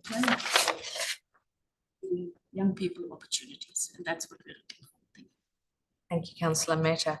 Gina, seconder, would you like to speak to the motion? Yes, look, I'm supportive of the proposal. I think it not only serves a social benefit, but that's very important, but it also serves a heritage benefit as well. The application before us has been comprehensively assessed, issues of noise, traffic, bushfire planning in particular, environmental impacts such as wastewater management, hazardous materials, etc. As I said, heritage considerations, they've all been addressed, and during the course of presentations and questioning, we've all noticed that that has happened. The scheme provisions have been thoroughly assessed. The zone provisions for an educational establishment have been certified. The issue of effluent disposal still requires some further assessment, but of course with the Shire and the Department of Health, their comments will come to play, and that their requirements have to be satisfied. The landscape master plan that was prepared has been a responsible authority report, says that it's to council satisfaction. And things like the adaptation of the buildings are things I think that are going to be quite expensive for the applicants to bring up to an educational standard. Older buildings, and the photos in the reports do show that there are certainly some substandard buildings. I think the use as an essential community service complies with the planning framework. I don't think it'll have any significant impact on local amenity, and the proponents have addressed the heritage significance of the site and buildings. I note that the applicants have asked for some modifications and amendments and deletions of conditions. I'm not sure whether at this stage I should be moving. If there are any amendments you would like to move, you're able to move. Okay, well, in that case, I will move an amendment to planning heritage. Well, the planning and heritage conditions, there's quite a few amendments to those, in the sense that some of the work that's required is to the satisfaction of the Director of Historic Heritage Conservation, which we can't accept because they're a third party requiring approval. So and there's a lot of conditions that just hang without any to satisfaction of the Shire. And I've listed a number of those. Condition 3, I'm moving an amendment to delete the words including any amendments marked in red. Delete those. So I think we'll deal with the amendments one by one, if that's okay. Okay, all right. So you seeking, our first amendment is an amendment to condition 3 to delete the wording, including any amendments marked in red. That's right. And at the end of the sentence, to the satisfaction of the Shire of Mundaring. Thank you. Do I have a seconder for that amendment? Thank you, Councillor Ellery. Do you want to speak further to that amendment? No. Councillor Ellery, would you like to speak to that amendment? Okay. In that case, I might ask us to vote on that amendment. All those in favour? Carried unanimously. Can I go back to condition 2? I'm just about to go. Sorry, I didn't know if you were going on order. A lot of them, I think. I'll let Jean run through his because he's the seconder. He's not finished speaking to the motion, so I'll let him finish, and then you can raise any additional ones you might like. I'd like to make an amendment to condition 2 to extend the validity period from 2 years to 4 years from the date of approval. I have a seconder for that amendment. Councillor Ellery, thank you. Would you like to speak to that amendment? I'll speak briefly to that amendment. I think 4-year period seems to be standard in other local governments, would ensure the applicant has adequate time to get all their approvals, documentation and contracts finalised. And they don't need to come back for an extension. And I will point out that under the DAP regulations, our standard period for approval is 4 years anyway. So I support that amendment. Any other debate on that amendment? All those in favour? Carried unanimously. Raised a glass. Back to you, Jean. Condition 5 at the end of the condition, I'm moving an amendment so that it's to the satisfaction of the Shire of Mundaring. Thank you. Do I have a seconder for that amendment? Councillor Ellery, do you wish to speak further to that amendment? No. Ellery, all those in favour? Carried unanimously. I'd like to move the deletion of condition 10. Do I have a seconder for that? Thank you, Francesco. Would you like to speak to that? Yes, look, I think not being an expert on heritage, but I will say something about it. Go on. I think the fact that the site is there and it's being adapted to another use, the heritage fabric of that facility is maintained, and I'm sure it's appreciated by the community, the local community, and the state community at large. A lot of these, some of the public artworks can be disappointing at times, and a lot of money is expended on them. In this case, the heritage value of this is the previous use and the current buildings. I think $130,000 will go a long way to maintaining and extending the heritage value of those buildings and the use of the site. So for that reason, I'm supportive of the deletion of the condition. It is a policy. We give it due regard, but it's not mandatory that we impose it. Thank you. Francesca, as seconder, would you like to speak to that amendment? Yes, I echo some of the comments that I understand the intent of public art, but I would also concur that as a policy, due regard needs to be both given to policy as well as to context of site and proposal before us. From my perspective, the proposal seeks to both refurbish, reuse, and to align in some ways the occupation of the site. I note its history in terms of a residential children's facility, and this is continuing to be a provision of facility for children, albeit in a specialised school arrangement.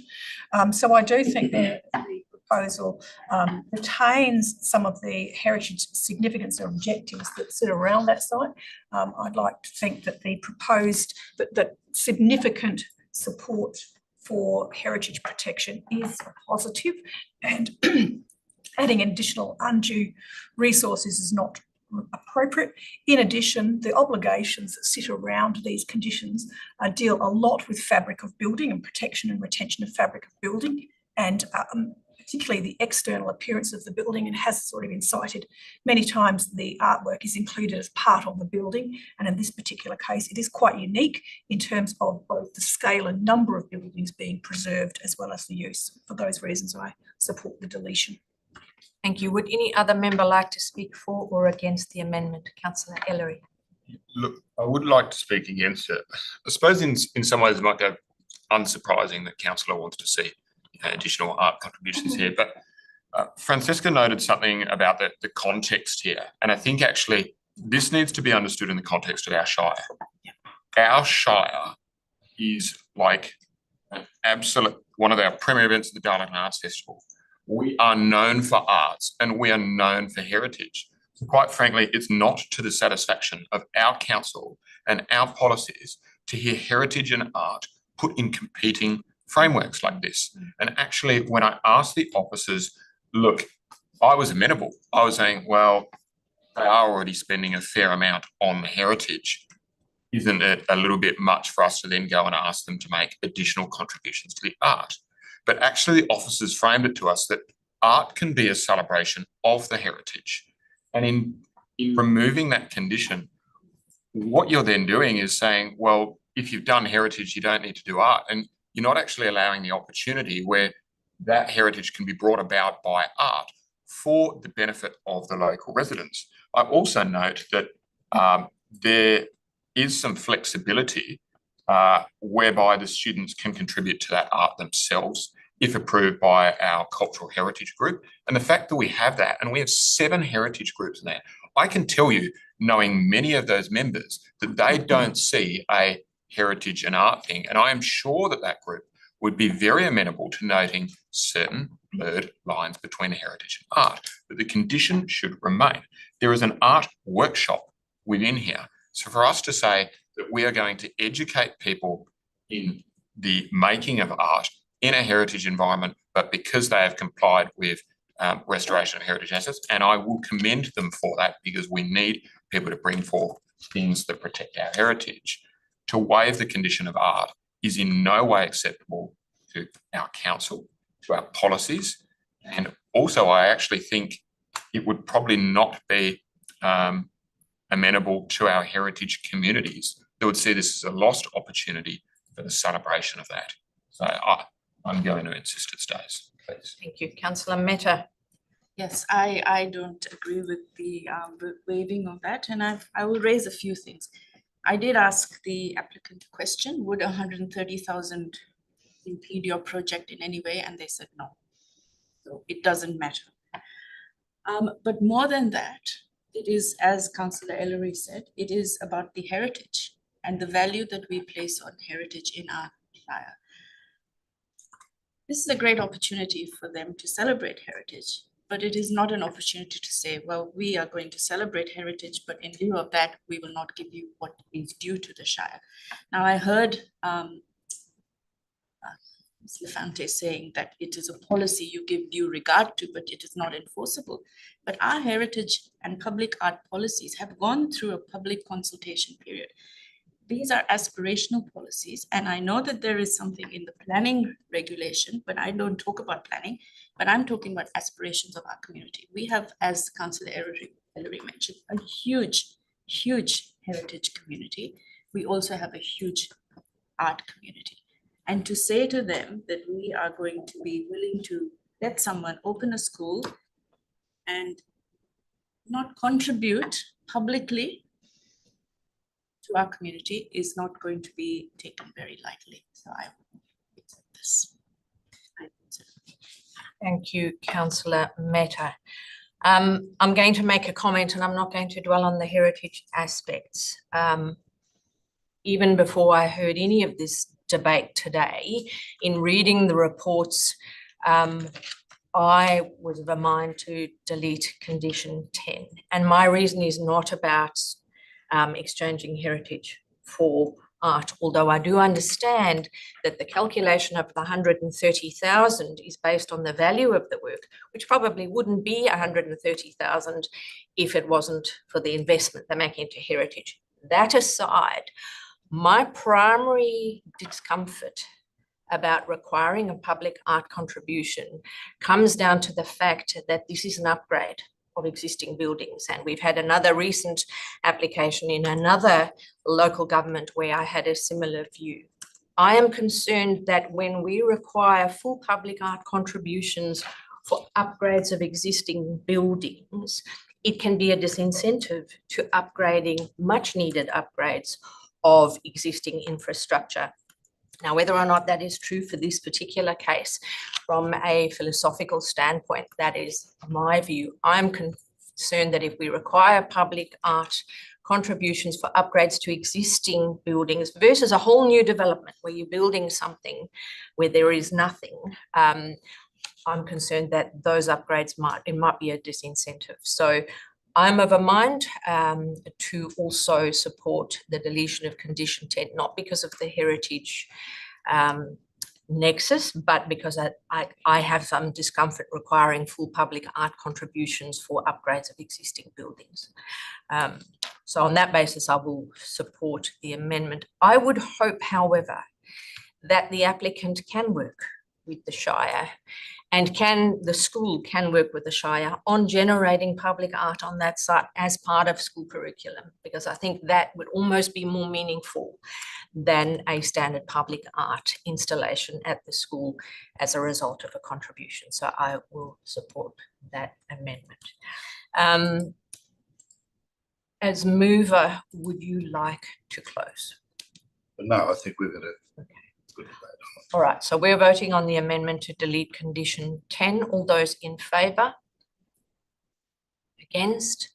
Councillor Ellery and Councillor Mehta. Back to you, Jean. I'd like to make an amendment to condition 12. Yes. As it currently reads, I'll read out the amendment. Prior to applying for a building permit, an application to construct or install an apparatus for the treatment of sewage shall be submitted to the Shire of Mundaring Environmental Health Services. The system and on advice from the Department of Health, the system shall thereafter be installed to the satisfaction of the Shire of Mundaring. Thank you. Does anyone wish to second that amendment? Francesca, do you wish to speak further to that? Yes, the way it was worded before, it had to get approval from the Department of Health for final approval, whereas the Shire is the approval authority and they can take advice from the Department of Health. That's generally the way we word these conditions. Thank you, Francesca. Would you like to speak a seconder? No, it's been said. Any other comments or discussion on this proposed amendment? All those in favour? Carried unanimously. Back to you. Condition 17, just rewording so that it reads, any damage or alteration to the significant fabric of buildings is to be made good, etc., and at the end to the satisfaction of the Shire of Mundaring. Thank you. Can I just check in with you? Are you going to be looking to move a similar amendment to conditions 18, 19, 20, 21, 22, and 32? 23 and 24. Yes. However, there's a couple of extra words in 17. No. Okay. So I'll just move that on 17. Okay. Would anyone wish to second that amendment? Councillor Ellery, anything further you want to discuss? All right. All those in favour? Carried unanimously. And an amendment to condition 18, 19, 20, 21, 22, 23, at the end of the word, at the end of each one of those, to the satisfaction of the Shire of Mundaring. Thank you. Anyone wish to second that amendment? Councillor Ellery, do you wish to speak further to that amendment? No. Councillor Ellery, anyone else wish to speak to that amendment? All those in favour? Carried unanimous. I wish to make an amendment to condition 24.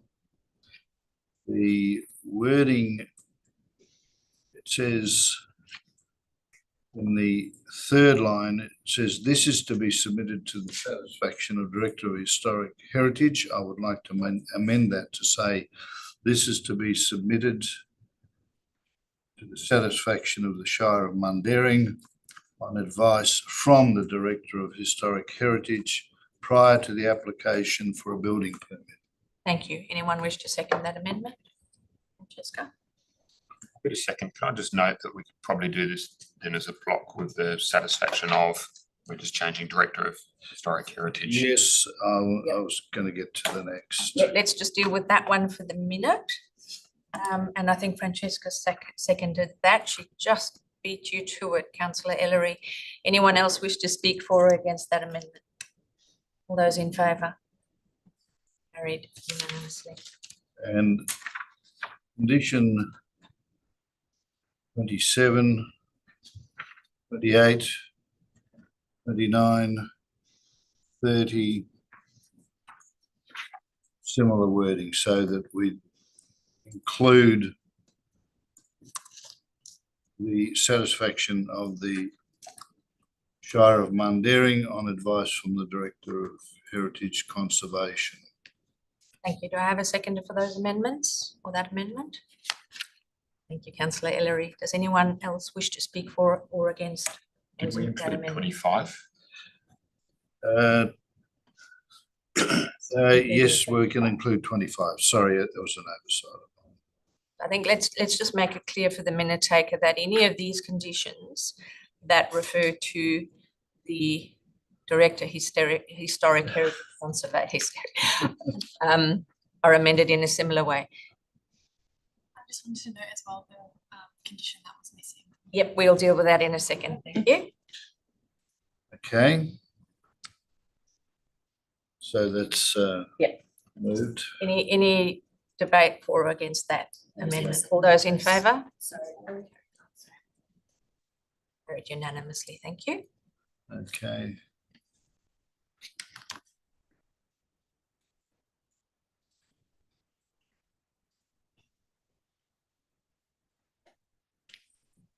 And condition 31 on the amendment to that.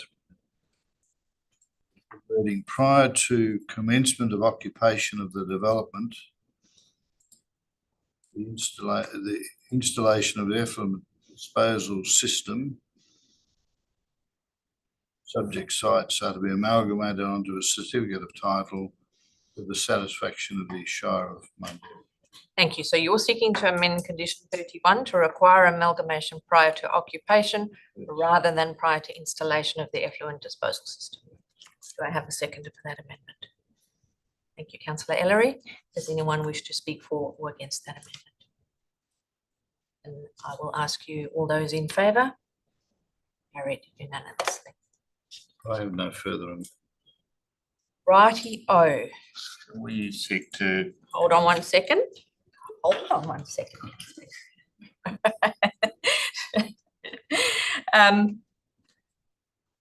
Sure, there may be others. It's over to you. Well, you've already spoken to primary motion, so you're not able to speak again, but I'll pick it up. I will pick it up and you signal to me whether or not I get it. Francesca? Sorry. Primary motion. Was the primary motion moved by? And I seconded. Yes, Councillor Mehta, sorry. So, but you've already spoken against. No, you haven't. Sorry, you've spoken to an amendment. Over to you then. I was just looking to propose an amendment, which is the addition of the missing condition. Thank you. So that is a new, we'll actually make that a new condition 31 and we will change 31 to 32. And can I just confirm that that condition would read only removal and or demolition of critically failing elements and fabric are acceptable. Where other alterations are required, these are to be detailed in writing to the satisfaction of the Shire of Mundaring upon the advice of Director of Historic Heritage prior to the application of a building permit. Perfect. Are you happy with that? I'm very happy with that. All right. I'm happy to second that amendment. Is there any further discussion on that amendment? All those in favour? Councillor Ellery, would you like to speak to any more amendments or to the primary motion?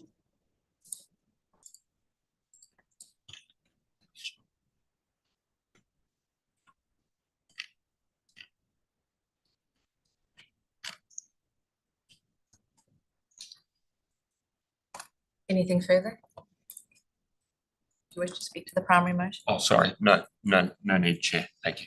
No? Okay. All right. Over to me then. Before I speak to the primary motion, I'd like to also move a couple of amendments. I'd like to amend condition 4 to delete the wording prior to commencement of use.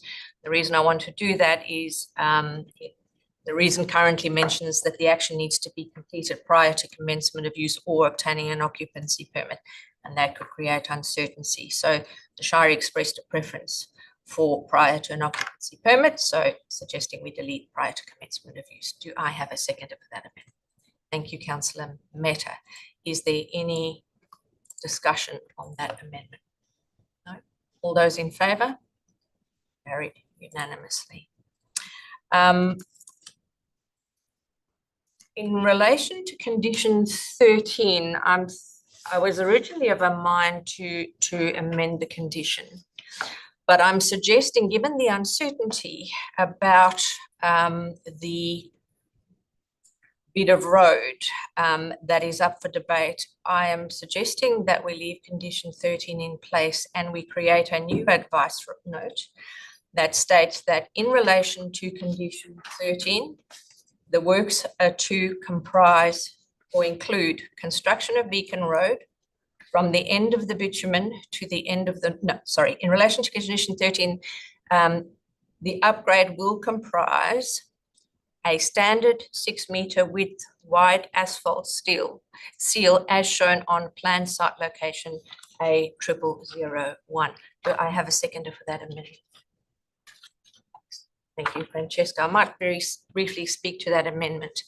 I have discomfort about adding in bits of road where we're not certain what the need and nexus is, and it was never agreed between an applicant and the Shire, and an extra 300 metres of road for this panel to make a decision on that, I'm not comfortable with that. So at this point, it's not ideal because I would like more certainty. I would not like to be the applicant that could be up for hundreds of thousands of dollars when it's not necessary. But I think, given the circumstances today, I think if we left condition 13 in relation to the need for the upgrade, and the advice note, although it is only an advice note, will guide the discussions between the Shire and the applicant to direct them towards agreement about that bit of road. I'm not comfortable to include in that advice note the other section of road because there's just no evidence to suggest that there's an even nexus with this development. Just a second, I wish to speak to this amendment. Yes, I will speak to the amendment based on the set of plans that we have before us and the information provided, which that plan reference number includes and shows the 6 metre widening of that section to 6 metres, and that inclusion to the applicant's driveway access point. I would agree. So that's obviously given that they need to provide sufficient access. The documentation also talks about the scale of the development and the traffic volume that's being associated with the development. It also talks to the service vehicles such as the rubbish and waste removal, as well as the emergency movements in relation to bushfire mitigation and management. From my perspective, the proposal and the material have talked about that section of the road, and I think that's reasonable to enable access for this development. The numbers that we have here show on a day-to-day basis quite low number of traffic movement to the site, and I would concur that what the undertaking of the widening and upgrading of the additional base of the road has some significant both implications and uncertainty from my perspective. So I would concur with the comments made that those elements are unclear in terms of the material we've got before us and have not been satisfactorily justified in terms of a direct need associated with this development. So from my perspective, I'm comfortable that we do nominate as a condition, as an advice note that reflects condition 13, that they are required to create a proper graded and surfaced access point to the site, but the additional works for a significant period are substantial, and the material in front of me doesn't substantiate that. Thank you. Does any other member wish to speak for or against this amendment to include the advice note? I'll speak for it. I just mirror the comments that there are 2 entries to this property, and Roland Road is the main entry. This is obviously a secondary entry access point. The proponents don't have a problem with extending it to the boundary of their access point, but upgrading Beacon Road down to Richardson, if the roadway is so degraded and widening required, probably should be more in the realm of the Shire's responsibility through its rate base. But it's not to say that it doesn't need upgrading. I just can't see the nexus for 90 vehicles in total coming to the site as a result of the school. Bearing in mind their buses, most of them will be coming off of Roland Road as well. So I'm supporting the advice note. Thank you. Does anyone else wish to speak for or against that amendment? All those in favour? Probably just speak against it briefly, but I welcome you to any closing, right? It's just hard noting that there is going to be a development from the north. There could be access through to it from there, and that this is an area, like it's quite common in our Shire, that is a peri-urban Shire, that some areas towards the outskirts where there is very low density of development, that we do have gravel roads. And yes, we have a program whereby around 300k is spent every year slowly bitumising those. But it's very hard for me to be supportive of an advice note that does go against our own officers, whereby they see that there may be a nexus here brought on by this development, that this may not have been our most urgent and pressing road to bitumise, and therefore 90 vehicle movements doesn't seem like much. But when most of our gravel roads might be servicing properties or the like, that all of a sudden this development has now added 180 vehicle movements, and now the need is clear. So there is a case that could be made of the Shire officers in saying, well, we wouldn't be doing this for 10 years if you weren't building a development. And therefore, while I acknowledge that there is some ambiguity then left by not having the inclusion of that, I feel that on the flip side to the Shire officers to say, well, this should definitely be of yours, without the clear evidence, as they mentioned in the civil plans, to support that there definitely isn't the justification that it should be borne by the applicant. I just think we have to be wary as a panel going 180 vehicle movements in the context of what?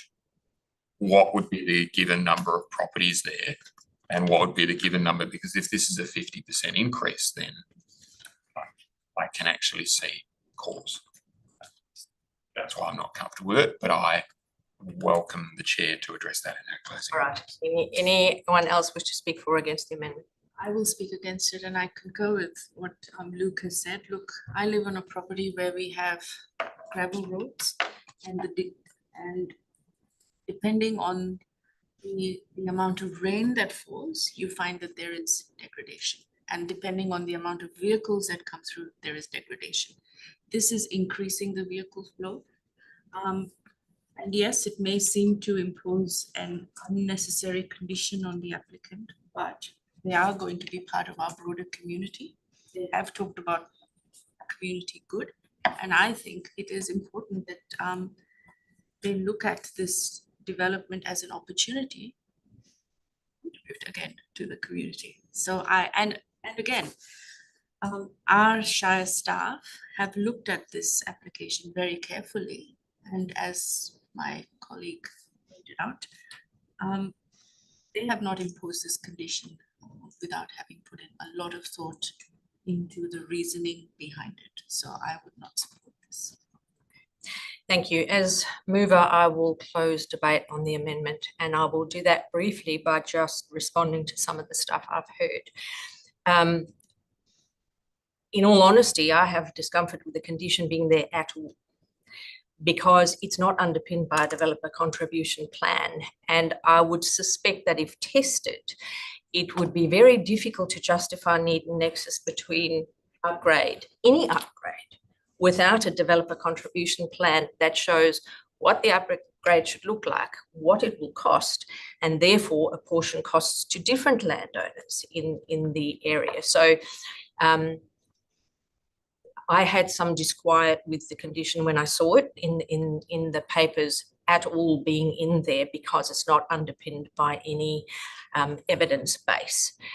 In saying that, given the applicant has discussed it with the Shire and has agreed to do some form of upgrade, I was happy to let it stay.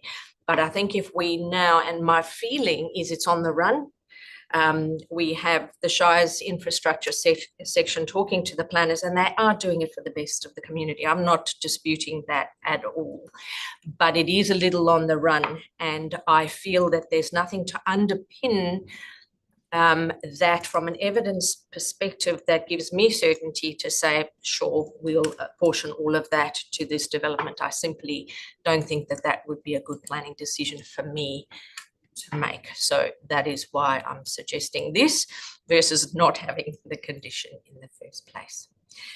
With that, I would like to put that amendment to include that advice note to the vote. All those in favour? Carried. All right, two more very quick amendments. Amendment to condition 14 to require the landscape plan to be implemented prior to occupation. And the reason I'm moving this amendment is ideally there should be a time frame included in the condition so the applicant understands the requirement when they need to submit the plan or when they need to implement the plan, and the Shire can clear the condition at the appropriate time. Do I have a seconder for that amendment? Thank you, Councillor Mehta. Does anyone wish to speak for or against that amendment? All those in favour? Carried unanimously. Similarly, an amendment to condition 15 to require any recommendations of the revised environmental acoustics report to be implemented prior to occupation to the satisfaction of the Shire of Mundaring. And the reason I am moving that is there's nothing currently that actually allows the Shire to compel implementation of any recommendations of that report, revised or otherwise. So I think we just need to include that in there to enable the Shire to implement those recommendations. Do I have a seconder for that? Thank you, Councillor Ellery. Any discussion for or against that amendment? All those in favour? Carried unanimously. Okay, given that, moving then for me to the substantive motion with all those amendments, I will be supporting the recommendation for approval. I think the proposal is consistent with the planning framework applicable to the site. It will enable the continuation and expansion of a long-standing, important and most worthwhile community use. It's great to see the effort and expenditure that is being undertaken on the refurbishment and reuse of significant heritage fabric, and the effort that's been made to retain, I note, around 98% of the significant number of existing trees on the site. I also note that much work has been done by the applicant to inform the proposal and to give the Shire and this panel comfort that the issues are being carefully considered. In particular, the extensive heritage work and comprehensive environmental assessment and the informing environmental reports, the recommendations of which the Shire has confirmed they're satisfied with. I acknowledge there were some concerns during consultation about traffic noise, impact on the environment and potential social issues. I'm of the view that the technical issues raised in the submissions have been appropriately addressed and covered off in the report content and conditions. In relation to the concerns raised about potential social issues, I agree wholeheartedly with the statement on page 15 of the report that it would be inappropriate for the use to be refused on the potential or hypothetical actions of students. So very happy to support the recommendation for approval subject to the amendments agreed by the panel. With that, I will hand back to the mover. Councillor Mehta, do you wish to close? Very quickly, look, I did have a few disagreements, but that's what we do as councillors. But I look forward to this. I believe it's going to be a really good development within our Shire, and I look forward to a whole cohort of disengaged young people growing into adulthood as part of society. And I think that's what you're trying to achieve, and well done, and look forward to it. Thank you. Thank you, Councillor Mehta. Let's put the recommendation to a vote by a show of hands. All those in favour? Carried unanimously. Thank you very much. Item 4, Form 2 DAP applications. There are none. For the Shire of Mundaring, Item 5, Section 31 SAT reconsiderations. There are none. And with that, I thank Councillor Ellery and Councillor Mehta, our local government DAP members from Mundaring, for your attendance and participation.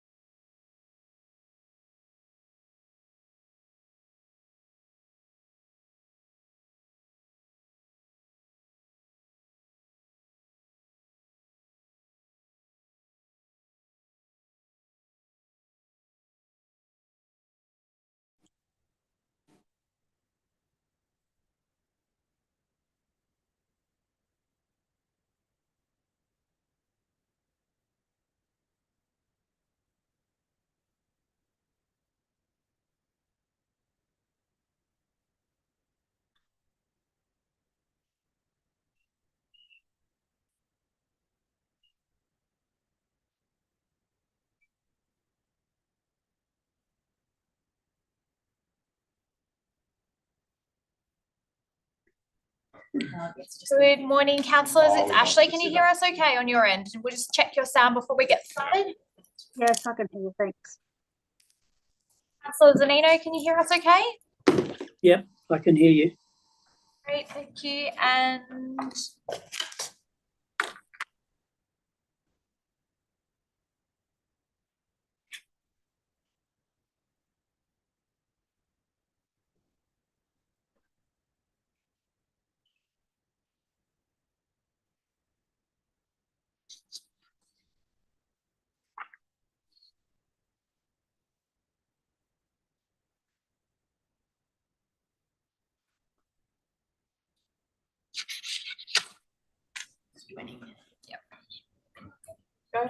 All right, moving on to part D of our agenda today, dealing with the City of Swan. For this part of the agenda, I'd like to welcome Councillor Jennifer Catalano and Councillor Charlie Zanino, our local government DAP members for the City of Swan, to the panel.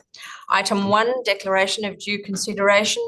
Panel members need to have considered all the documentation contained within Part D of the agenda and Part D related information, noting that an R13 direction response for further information was published on the 25th of February 2025. Could I please confirm by a show of hands that all members have considered the information?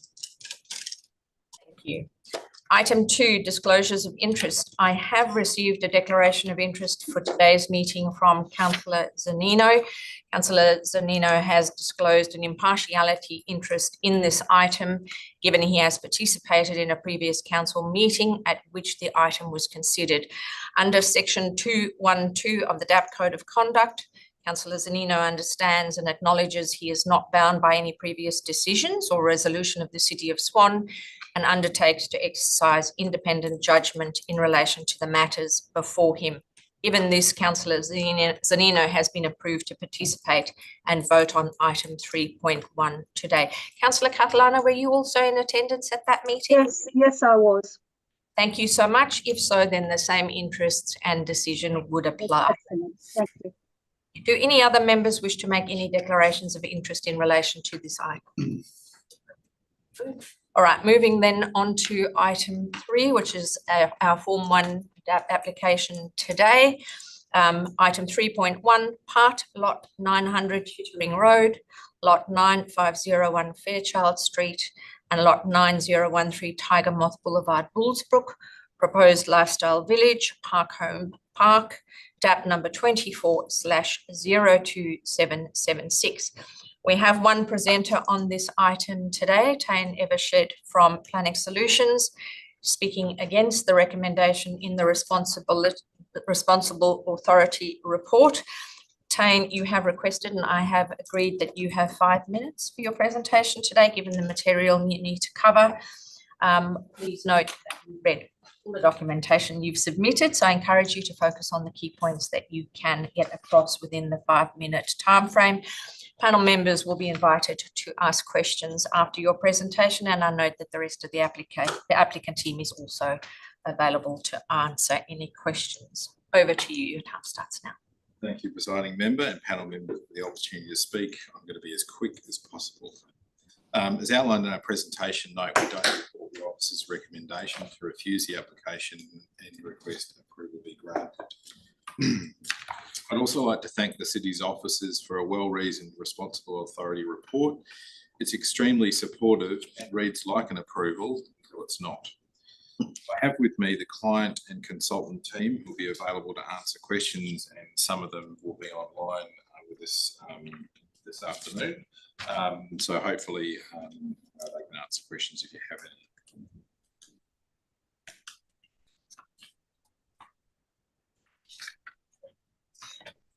Okay, so what does the Responsible Authority report support about this development? It supports the land use for the site, given the scheme and structure plan zoning. It supports the land identified under the structure plan as recreation being retained in private ownership and used for private recreation purposes. Other technical matters relating to traffic, waste and bushfire management have also been addressed. And finally, of most relevance to the reason for refusal, the City's design review panel was strongly supportive of the entry road across the brook.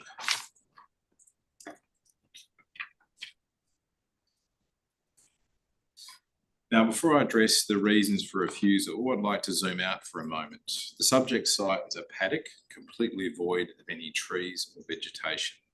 The exception to this is the key Mundaring Brook, which will be integrated into the development and managed in accordance with the existing and approved foreshore management plan. At completion, the development will add approximately 400 trees including native trees and marri trees. The recommendation to refuse the development boils down to two concerns relating to the brook crossing: its impact on remnant vegetation and the impact of earthworks in the waterway. Firstly, it's important to note the proposed entry road uses an existing crossing over the brook. This section of the brook is filled in with water seasonally flowing through two 1 metre diameter culverts. As you can see from the photo and the aerial image up on screen, we propose to remove one small flooded gum tree. This will be the only remnant vegetation removed to facilitate the brook crossing. Given we are using an existing filled area of the brook, we've designed the crossing with retaining walls and two new square culverts. Because this is generally in a location of an already filled area, it means fill will be placed on top of fill, minimising impacts to an already disturbed area. The details of this are shown on the slide and contained in our attachment to the presentation note, and our environmental consultant and engineer will also be available to answer questions online if you have any. So in conclusion, there will be minimal clearing, only one tree, and filling within the brook. As such, we respectfully request the DAP approve the development application in accordance with the alternate recommendation and taking into consideration our comments on conditions. We also request, in addition, to delete condition 29 relating to clean sand. Thanks. We're happy to answer any questions if you have any. Thank you very much. Can we get rid of the presentation so I can see the councillors? Councillor Catalano, do you have any questions of the presenter or the applicant team? No, thanks. Councillor Zanino, do you have any questions of the applicant or the team that is with him? I have one question through the chair.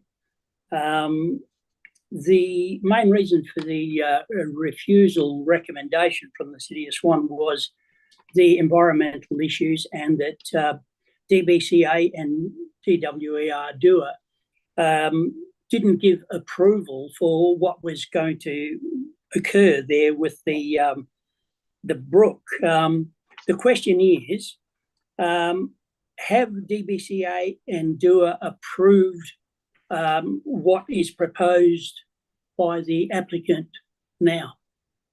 I might make a comment first and then probably ask John Helene to add some comments if he's available online, our environmental consultant. So firstly, DBCA and DWER aren't approving authorities for this approval. They're just simply there to provide comment. In relation to DBCA, their comments were provided under the guise of the Swan River Trust banner. Now, the Swan River Trust management area is some 6 kilometres away from the site. So it's unclear, firstly, what jurisdiction DBCA, Swan River Trust, have with respect to this brook. I also note DBCA, the wetlands branch, didn't provide any comments, nor did the vegetation branch. So DBCA's comments should just simply be taken as that comments. Their concerns were regarding vegetation removal and what they thought was a new crossing in the brook. We've addressed those by demonstrating we're removing one small tree and utilising an existing crossing of the brook. John, I don't know if you wanted to add any comments. No, thanks for that. Yeah, just to reinforce your point, DBCA in itself is not an approval authority. They're just an advisory authority. DWER will be providing a future approval through a bed and banks approval, which is going to be required through the construction. And I guess lastly, I would just add, there's 2 other crossings that's already been constructed across the brook, and they followed the exact same approval authority. The city granted the development application approval for the design, and then a bed and banks approval was then achieved through DWER. None of those were, I guess, opposed by, either applications by the city and received their bed and banks approval by DWER. Thank you. Councillor Zanino, do you have any further questions of the applicant team? No, I'll ask the planners because I fail to see if DBCA and DUA are not an approval authority, then why would applications be referred to them if whatever they say carries no weight? We'll hold that very valid question over until we deal with the staff. Thank you, Councillor Zanino. Do any members in the room have questions, Jean? Yes, that access road, obviously there's some agricultural buildings on the site or something now. And was it just a farm access point? Obviously. Yeah, I might ask David to answer that, the landowner. Okay, given that you've got access to Chittering Road, is this a secondary access for bushfire purposes or anything? No, it's a primary access. This is the primary access Through the brook, yes. Through the brook, okay. Is that open to public? Is there a gate somewhere along the? No. There's a gate on the side.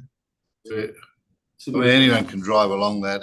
No. Is it not gated at Chittering Road? No, but it is gated further in. Yeah, but it is a private road from the Chittering Road, not a public road. Yeah, but people will wander through anyway. But I can see the entry gate there, but I was wondering whether you put one at the entrance of Chittering Road as well. Otherwise, you'll get people just driving in and to a roundabout to get out. I presume that's otherwise you're sort of driving in and do a 3-point turn and get out. But if it's a big vehicle of some sort, it might be creating a bit of a bottleneck there. Difficult to manoeuvre in and out. Yeah, I mean, is the roundabout open all the time? Yes, it is. Because the gates are open all day, they're closed from 7 at night to 6 in the morning. Yeah. They close overnight, but during the day, it's open to anyone who wants to come in. Okay. And just another question in terms of the lifestyle village, that's not a over 55s, is it? It's not. Yes, it is. So it'll be registered on the lease? No, so it doesn't come under the Retirement Villages Act. It comes under the caravan parking camp. Sorry, the what? It comes under the Caravan Park and Camping Ground Act. Yeah, that can only stay a certain period of time. Is that right? No, they can stay permanently. So it's based around the land lease model. Yes, yeah. And Bethany, is that a not-for-profit or something like that? Bethany is a not-for-profit. Yeah. Okay. All right. Just putting it in context. Any other questions? Not at this stage, no. Not at this stage, the applicant. I have a couple of questions. So aside from you considering it repetitive and superfluous, what specific concerns do you have about condition 14 requiring vehicle access being restricted to that shown on the approved site plan? So you've talked about the fact that you want it to be deleted because it's repetitive and superfluous. But aside from that, are there any other concerns about that condition? No. Okay, and similarly, you've asked us to delete conditions 20 and 21 because you feel it duplicates the requirements of condition 19. Not sure I agree, but I wanted to check what your specific concern is about these conditions other than potential duplication. Sure. I think I'll start answering and then maybe our John and Dale might be able to tag in civil engineer and environmental consultant. In relation to condition 21, it says all stormwater must be retained on site at all times.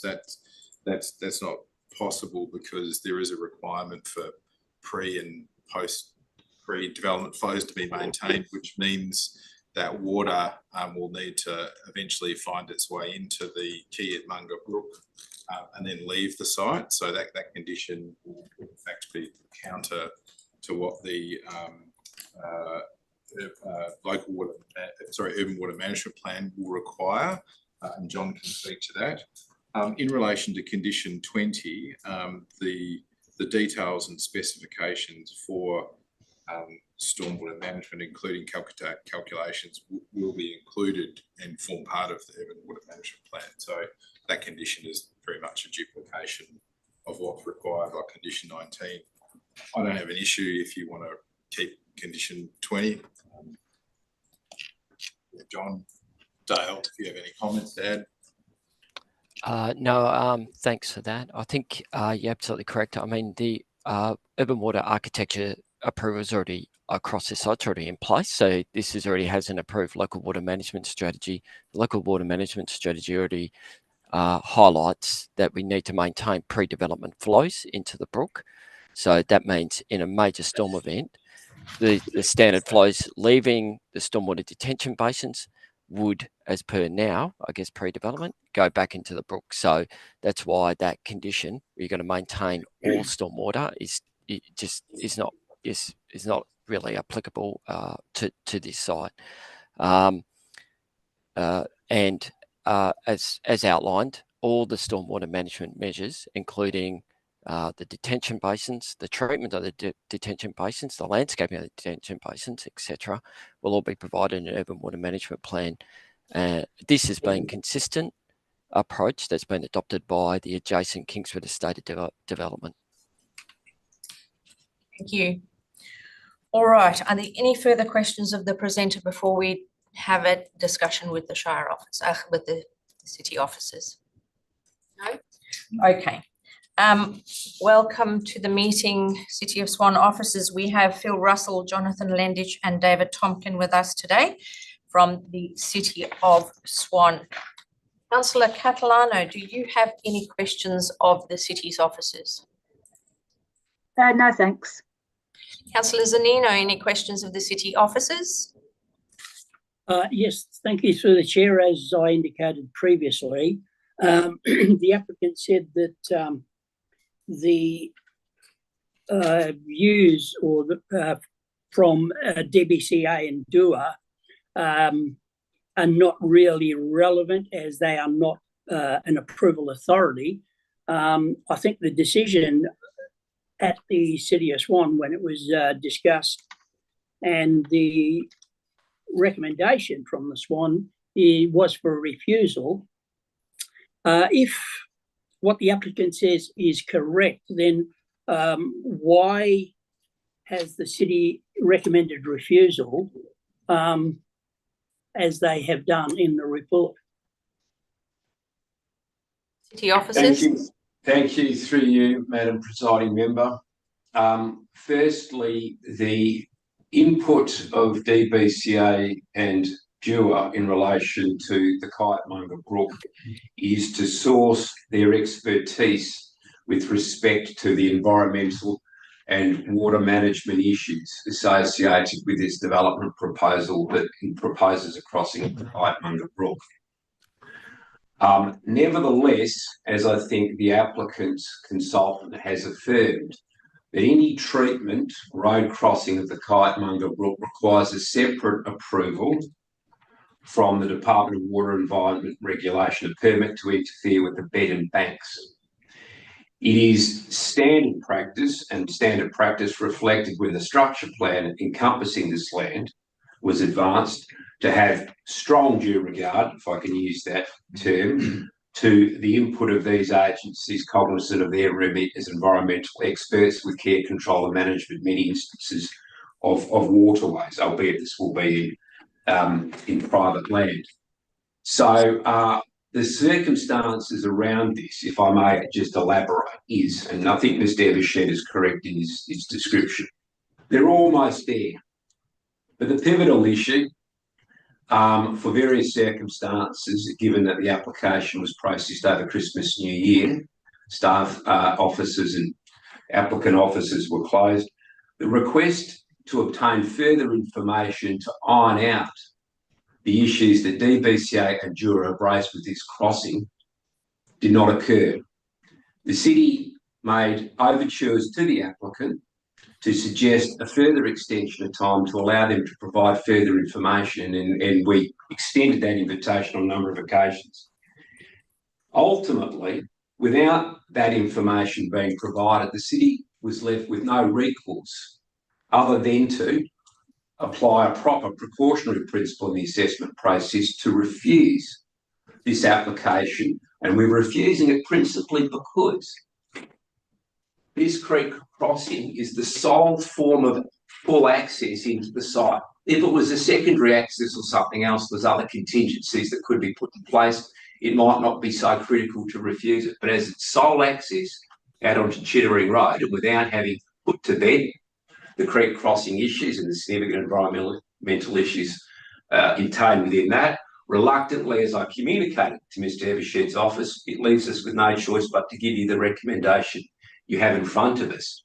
And if I may, in the last, say, Madam Presiding Member, I would be quite comfortable if the panel accepts the views of the city staff to have this application deferred so that the further information that Mr. Evershed provided days ago can go through the proper process of a re-referral back to Jura and DBCA, and hopefully we may be able to resolve this issue in a proper fashion that will enable a comfortable certainty of an approval where we don't have doubt as to the securing of access across this brook. Thank you, Mr. Russell. Councillor Zanino, any more questions for the city staff? Just a comment. I agree that my recommendation or my thoughts were to defer the item so that this could be referred back to DBCA and Jura for confirmation. Mr. Russell has already answered that question. So Thank you. I agree. Any further questions, councillor? No, thanks. Do any members in the room have questions of the city staff? Oh, yes, I have some questions to city staff, and I understand and accept your point about referral to DBCA and Dwyer. What's the city's current evaluation, and bearing in mind the commentary around the agency's both referral process and their limitations or obligations in their own separate processes? What is the expectation from the city? Are you seeking a support from those agencies? And I suppose my question's really going to the issues that were raised. Do you have a particular position on any of those issues that have been raised in the document itself that's been given by those agencies? I suppose typically the agencies provide comment and then the officers would do some sort of review or evaluation. Have you got any further comments that you can make on your assessment of the proposal, being mindful of the comments? Well, Madam Chair, I would hope that the report speaks for itself and that the report says that with the paucity of information at the point in which the application was referred to DBCO and Jura, and noting that what you've got in front of you, provided by Mr. Evershed a couple of days ago, has not been able to be looked at in any great detail. The nature of the recommendation I would characterise as a precautionary refusal. Ultimately, and I would say in relation to this, it is sound planning principles to seek to minimise the numbers of crossings of any watercourses or creeks. We don't want to have a plethora of them, and I would note that some of the existing crossings, two things. No one's certain that they all have the necessary approvals, and many of these crossings have been put in place by others as temporary arrangements associated with the subdivision of the surrounding area. So it's important that this be dealt with in a proper manner. But I haven't got it. The question ultimately is if the extent of clearing of vegetation and the treatment of the bed and banks, inclusive of the installation of what appears to me to be substantial embankment, properly, that needs to be considered further. So I can't evaluate the pros and cons of that, and that's why I'm advancing a suggestion for a deferral, if I may, because that still needs to be looked at on its merits. Any further questions? I just got a question, Mr. Russell. Are you opposed to the entry or the method of construction? Again, Madam Presiding Member, I thought I'd made the position clear I'm not opposed to anything per se at the moment. If I may emphasise again, I don't know if my point's been taken here. We're attempting to evaluate this crossing. Now, it may well be, my point of view would be, as I've just said, we shouldn't have multiple crossings within 20 or 30 metres of each other over the brook. That seems to me to be inefficient and undesirable. So if I venture an opinion on that, I'll say that. But nonetheless, noting that these other crossings are interim arrangements, and this whole area will be subject of a foreshore plan, they may well be removed and rehabilitated. We don't know at this point, as I said.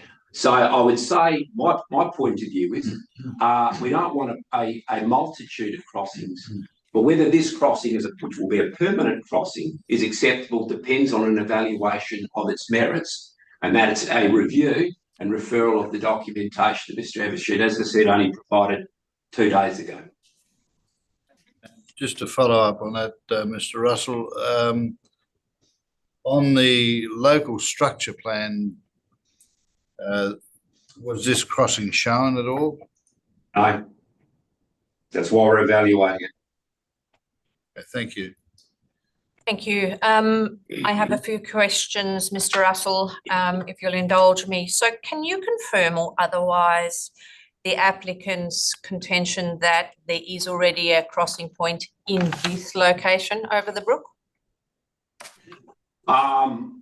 As I said in relation to that, I can't confirm. Having seen what Mr. Evershed presented, it appears like there's some earth embankment that's been put over it. Okay. So I note that the applicant, Cossell and Webley specifically, did some additional work and submitted additional technical information to address the reason for refusal. Is that the information that you say you only received a couple of days ago? It is correct, yes. So that's dated the 6th of February. How come you only received it a couple of days ago? You'll have to ask Mr. Evershed that. All right. Okay, I will. So is that the information that you say DBCA and you have not seen? That's right. Okay. In the applicant's presentation, they contend that only one small small is my assessment of it, flooded gum will be removed to facilitate the crossing, and that around 400 new trees, including marries, are proposed to be planted through the site. Is that your understanding? Certainly my understanding is that with the information Mr. Evershed provided a couple of days ago, we circled an aerial photo that shows a tree and indicates it's removal of flooded gum. In that location, it appears that is it. But I would say it is unclear whether the detail of the embankment installation may or may not require any additional impact. But as it's been presented, it would appear that's the case, yes. Okay. The applicant has requested deletion of condition 14, which relates to vehicle access being restricted to that shown on the site plan. Do you agree with the applicant that this condition is superfluous because it duplicates condition 4, which requires the development to comply with the plans? Yes, and Madam Chair, for the sake of given the time of it, what I can say, my colleagues have advised me, having reviewed Mr. Evershed's contentions on modifications to all the list of conditions, that the staff have advised me we're accepting of all of those, so not just this suggested deletion because it's a replication, but we concur with the rest of Mr. Evershed's requests in front of the panel on all the proposed conditions, should this application be approved by the panel today. Yep, thank you. Condition 6 states that colours, materials and finishes need to be in accordance with your approved plans and schedule of materials and colours. Would you be happy for us, if we were of a mind, to approve the application to include the words unless otherwise approved by the City of Swan? That would allow any future deviations to be approved by yourselves without having to go back through the DA process. Yes. Okay. In relation to condition 8, and I note that you've said you're happy with Mr. Evershed's suggestions, but is that a standard condition in relation to landscaping And why have you referenced DBCA in that? Very simply, Madam Presiding Member, is that we're looking at a foreshore area where the Swan River Trust is the lead agency in the management of watercourses that are proclaimed under their Act. So as we'll observe, we've correctly formulated the condition to say, on our approval, but upon their advice. Their advice as to appropriate revegetation or landscaping in and around the site is useful. So that's why we've included it. It doesn't have any impost on the applicant. But again, I accept the point, as I said there, that that DBCA will still have comment in relation to the other conditions. So we're not going to die on the ditch on it. As I said, we're happy with all the rest of the modifications, but that's why we've put it on there, because it's getting their expert advice in relation to the proper holistic package of landscaping, both for the foreshore area and the rest of the surrounding area. Thank you. So can I assume that that's why you have specified all plant species to be locally native in 8C? Where does that come from? Is that DBCA advice, or is that a standard requirement that you put on all DAs? No, well, that is, you could say two things, Madam Chair. That is the DBCA's recommendation. And look, I was also speaking through the city in its biodiversity plan and strategic community plan. We're heavily cognizant of the need to advance native revegetation, rehabilitation and regrowth. So you might say there's an increasing leaning towards using native species at the City of Swan, and that's welcome. Thank you. Just in relation to condition 21, relating to on-site containment and disposal of stormwater, that's a standard condition, isn't it? No, staff here accept the way it's been worded, that very rarely is all stormwater contained on site. In these instances, it is detained, and as Mr. Evershed has accurately and correctly observed, detained so that the discharges at post-development levels does not exceed pre-development levels. So we accept the proposition that it should be modified to that effect. Okay. Is condition 22 a standard waste management condition? I don't recall seeing it on some of the other DAs that the DAP's looked at recently. No, so the reason behind that is the application to proposing the city to access the site for waste collection, which isn't general practice. So yeah, that was a recommendation to indemnify us against any damages to the land that may be caused by city's waste trucks entering the property. And that is a standard condition in those circumstances, yes. Okay. All right. Okay. Are there any other questions of the city officers before we move to the report? I haven't got a specific question to the officers. I have a specific question to the applicant. Go ahead. My question to the applicant is I'd like you to go back to your earlier comments about the crossover group, and the comments that I've heard today from the officers is that they are unaware of the condition of the existing crossover. Can you speak to the location? And I've got a series of plans, both your plans, information you provided, as well as the documentation in the agenda about this question of additional crossover location. I'm really trying to hone in on very simply the extent to which it is different / new / additional to crossover. And then the second part of that is specific location, why this location in that same conversation. I'll start and might have the civil engineer also add my comments.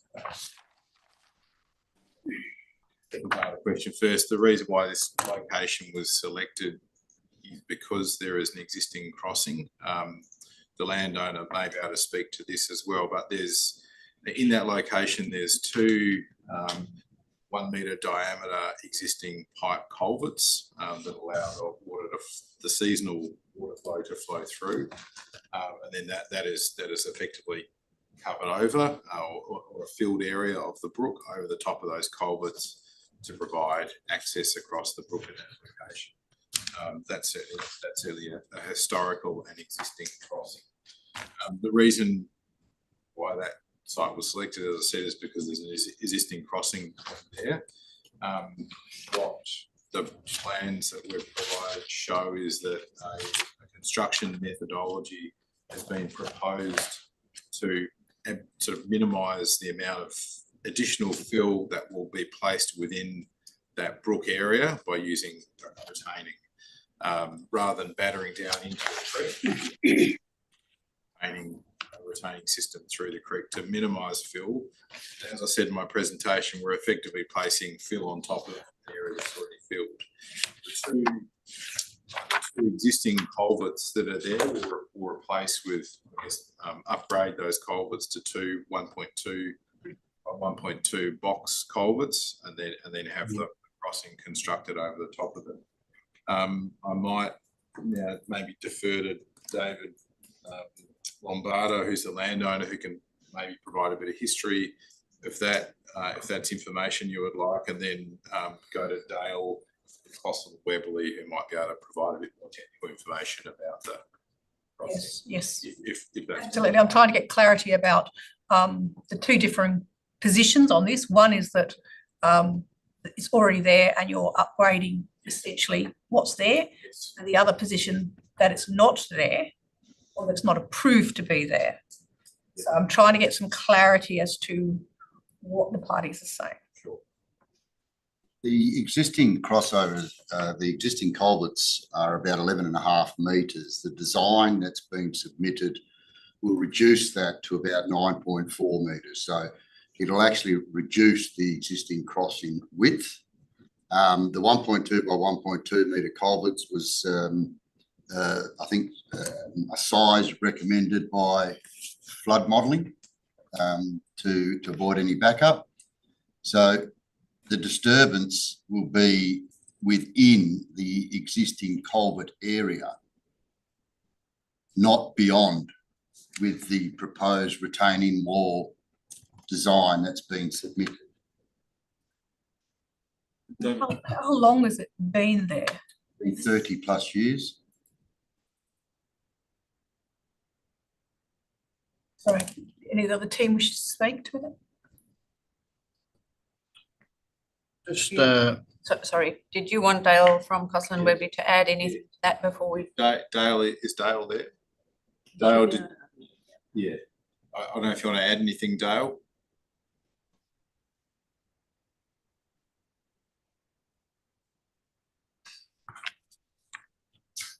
No.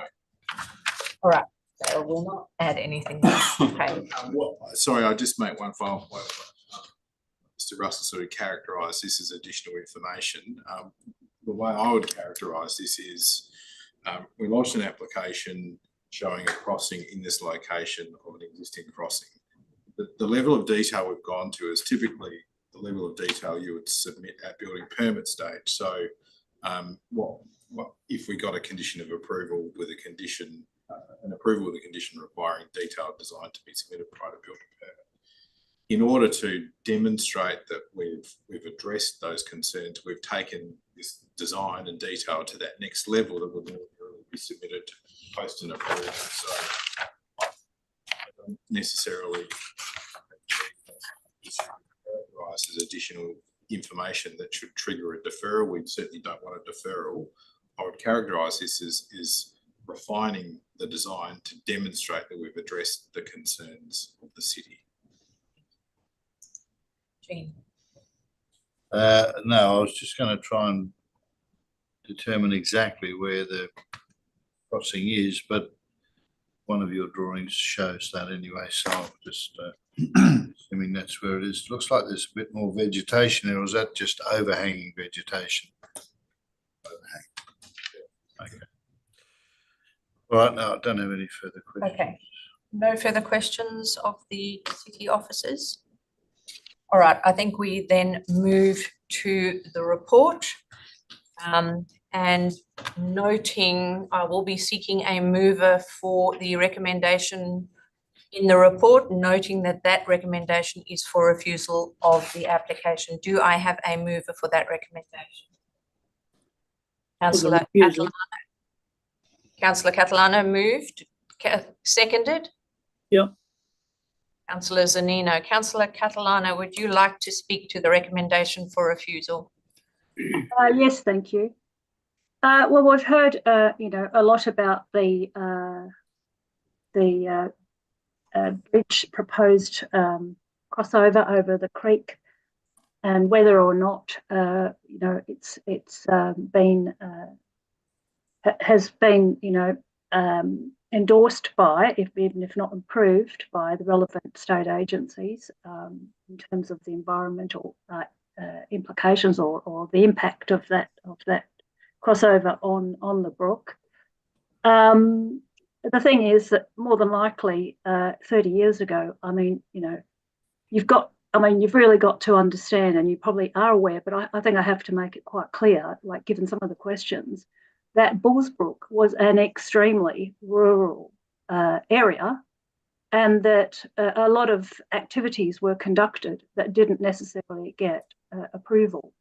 And that's just because of, it being far away from the administration, and that's what happens in rural areas. So more than likely, that is what has happened. But that doesn't mean to say just because there is a crossover or infill in the creek there now, that we should just carry on with these sort of ad hoc decisions or things that might have been done in the past. Because, and I've raised this before, Bullsbrook is going to be a really significant town centre, in fact, more like a city, really, by the time that all of the subdivisions that have been coming to council have been put in place, which probably won't be all that long, actually, probably over the next 10 years or so. We'll be talking about 40,000 people. I mean, it's really going to be a big centre. Now, the thing is that the problem I have, and the environment is going to be heavily impacted in that area. So we need to start thinking about the environmental impacts now, before, basically the water quality is compromised, which does actually impact ultimately on the Swan River. So hence the Swan River Trust is involvement in it. So the point is that I really want to make here today is that this is effectively a caravan park. And if you can think about it, we've got basically 20,000 people, suburban people, on either side of this caravan park in, the sort of livable neighbourhood sort of scenarios that we have. And now we've got a caravan, if this is an ad hoc, it's more or less an ad hoc development. And it's ad hoc planning to approve a caravan park in what is effectively going to be the middle of a very large city. It's just crazy to be doing that now without taking into the context the full extent of what's going to be happening in Bullsbrook in terms of the suburban development. So I read all the arguments about it being, for retirement and over 55, sort of completely inappropriate development for people of that age, because it is an extremely long, extremely long way away from the hospital and a long way away from services, and it has very little public transport, and there's likely not to get very much in the way of public transport for at least 10, maybe 20 years. So it is not appropriate for aged people either. So I'm sort of thinking, well, is this going to just end up being a caravan park in the middle of a high density city of around about 40,000 people in the not too distant future? And I think we need to be thinking a little bit more forward thinking about that and starting to say, well, actually, it's probably not the best location for this caravan park. Maybe this caravan park might need to be located outside of the city centre. So basically, I think there was some comments on the design review panel about the context and character of the development, but really that's my point. And I think Yeah, environmental considerations are really important, and I think we need to make sure that they are covered off and really scrutinised.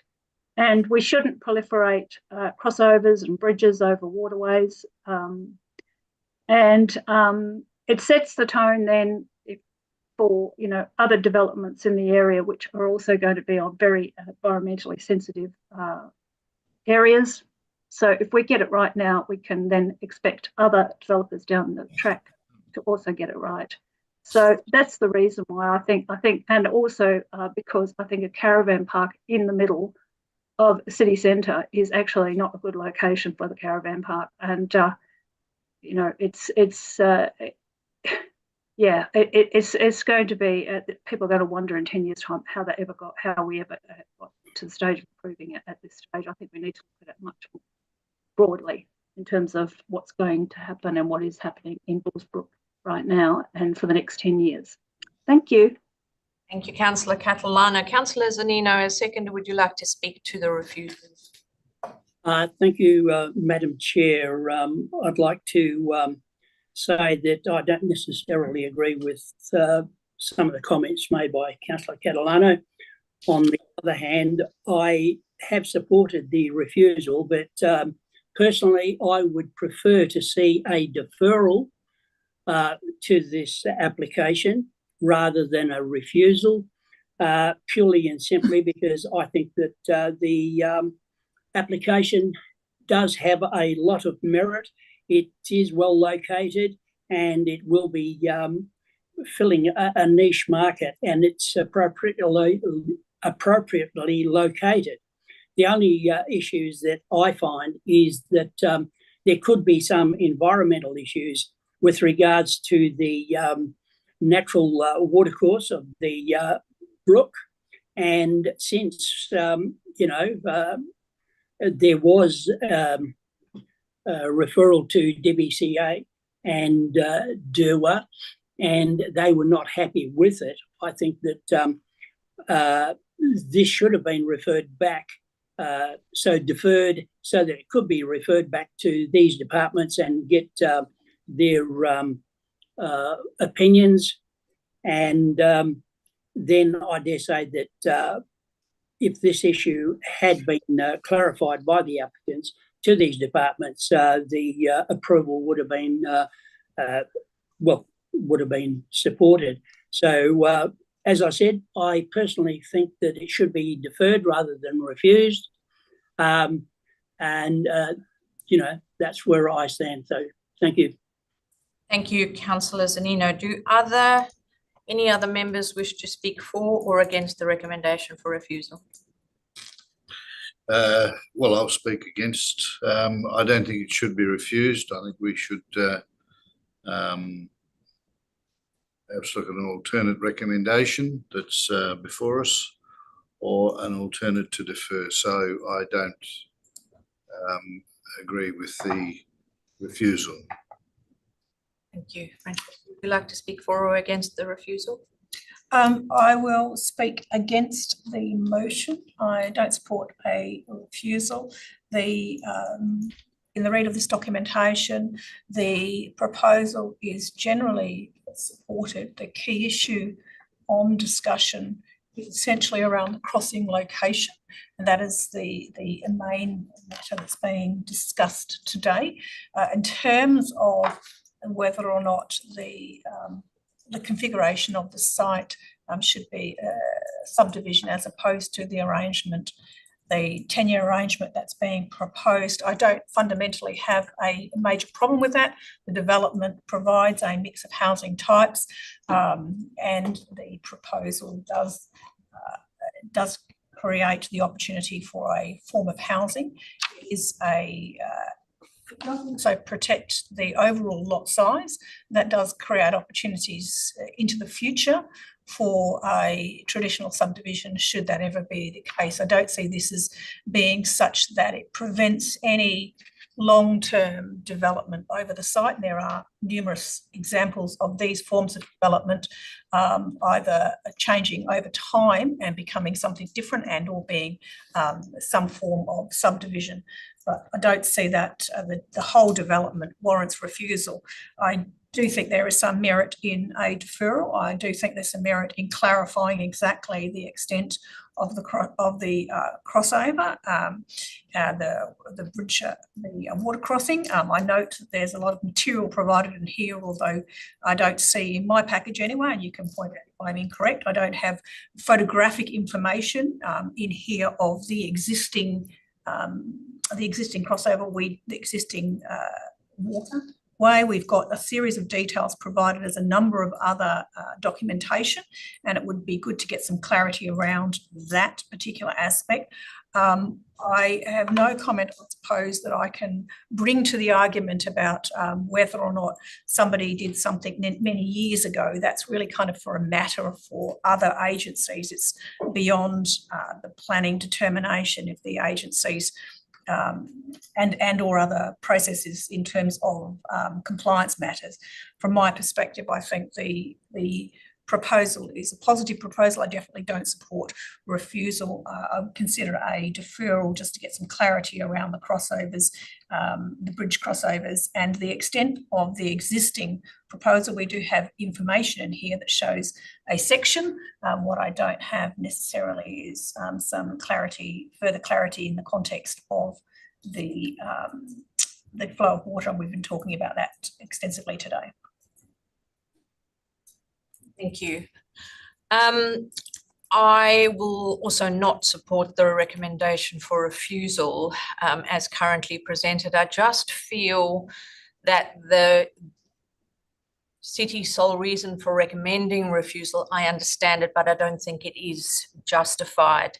The crossing exists and the conditions provided in the alternate recommendation in response to the Reg 13 request, I feel could address any additional uncertainty.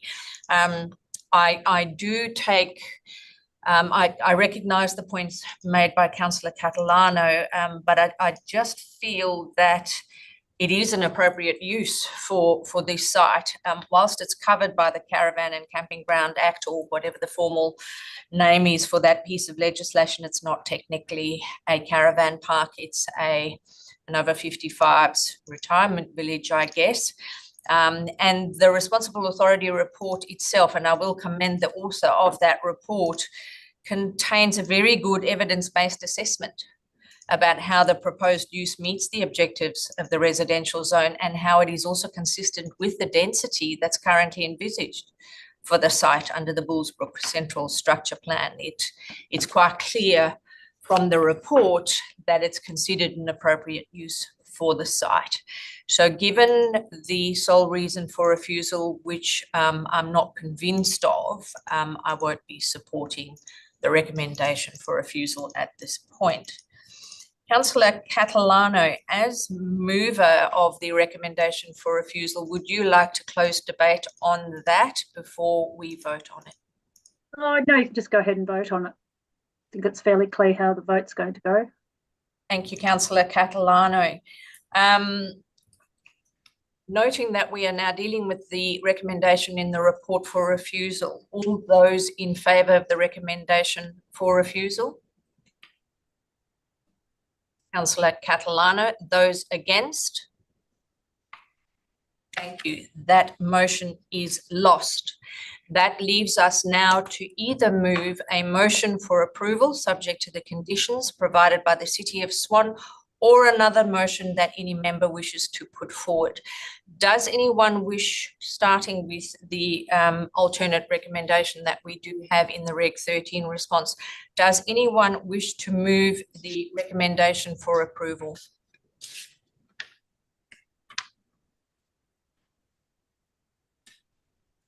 Okay, that motion is lost. Does anyone wish to move a recommendation for deferral of the application? Councillor Zanino, seconder for that motion for deferral. Thank you, Francesca. Councillor Zanino, you have already spoken a little about this, but the floor is yours to embellish on that if you would like. Thank you to the chair. I don't think it needs much more explanation. I think that it's common sense that this is a good development. I mean, you just read the report, and the report clearly demonstrates that it complies with everything, planning, the zoning, the location, and everything else. As I said previously, the only thing that doesn't really comply is that small environmental issue with the waterway. That can be easily clarified, and therefore I think that the deferral motion is the most appropriate one at this point in time, and I urge board members to support it. Thank you. Francesca, would you like to speak as seconder? I do wish to speak, but I would like, with the movers' support, to reframe slightly the motion. Yep. Typically, a deferral motion has a time frame, and I would be suggesting that the deferral motion be for up to a period of 60 days. I don't see this as a long process. I think there are two reasons, and this is specifically for the applicant. They need to know why, if a determination is made as a deferral, they need to know why. It is, one, to obtain some further comment from DBCA and DWER, but two, from further to my comments today, a clarification of the existing crossovers and treatment. So that would include some photographic information, and that will put to rest the commentary from my perspective around the extent of crossovers that has been raised over this site. And the material I've got in front of me, as I've already indicated, shows a lot of information there. It includes the applicant's concept plans. There's a series of photographic information, and there is some clarity that I'd like to have regarding the existing crossover. I'm not really interested in going into this historic commentary about approval processes. Those are matters for agencies beyond, from my perspective, the planning framework. If there is inconsistency there, then those agencies need to manage those inconsistencies. And I will note that there has already been indicated by applicant, there are actions beyond any formal determination made of this, of the DAP, that also has additional obligations on applicant for any referral and any approvals from agencies beyond this. So I don't want to step into those agency approvals either. So mine are quite specific for the applicants, only two reasons, and it's for up to a period of 60 days. And my understanding is that the material can quite quickly and easily be returned to this panel. Thank you. Can I just, for the purposes of clarity and for minute taking, are we wording this motion that the DAP defer the application for a period of up to 60 days to allow the extra information provided by the applicant, in brackets, dated 6th of February, and any additional information required by the City of Swan to be reviewed and provided to DBCA and DWER for comments and feedback? The information shall include information on the existing crossing, including photographic evidence and the information that Francesca has requested. Is that acceptable to the mover and seconded for the deferral to be worded that way?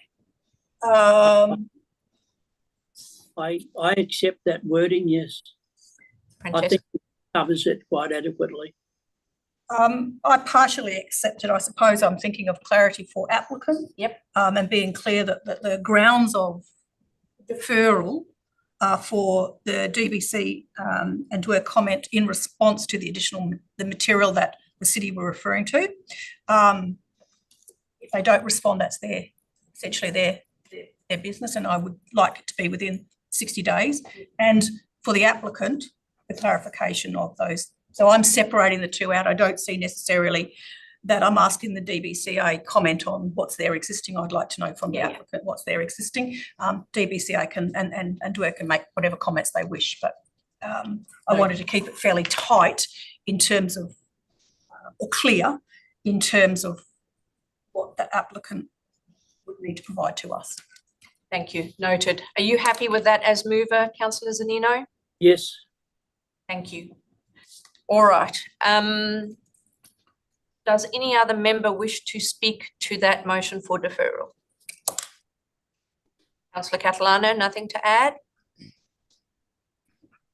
I'll just speak to support it. I think it's a shame that the applicants have got such a supportive, responsible authority report. However, I think that there's still some issue to resolve with the crossing, and it's come in quite late from our point of view. So I'll be supporting the deferral motion. Thank you. I'll speak quickly to it. I generally am not a big fan of deferrals, but I do think that given the information, and I take the applicant's point that it's not information that they believe is needed for a decision, it's over and above information. I do, however, think that it's information that the City of Swan hasn't had time to digest adequately. And so whilst I understand this will impact on your timelines and your processes, I think this provides an opportunity to get some clarity of information to the city to enable them to be comfortable with a recommendation for approval, because I do feel that the balance of the report is actually quite supportive of the proposal. So if the information could be turned around pretty quickly, and as per Francesca's commentary, refer to DBCA and DUA for comment. If we don't hear from them within that time frame, then so be it. But it will allow the City of Swan staff to digest that information, and it will remove the discomfort that exists about receiving the information late. So it'll give them time to have a look at that. So I will support it solely on that basis. Councillor Zanino, as mover of the deferral, do you wish to close? There's no need. I think it's been quite adequately covered. Thank you. All right, let's move to a vote on the deferral then. All those in favour? Against? Thank you, Councillor Catalano. All right, moving on then to item 4, Form 2 DAP applications. There are none for this section of the agenda. Item 5, Section 31 SAT reconsiderations, also none. Part E, other business, SAT applications and Supreme Court appeals. All SAT applications are listed on the DAP website. With that, I will close the meeting at 12:49 p.m. and thank everyone for your attendance. Thank you.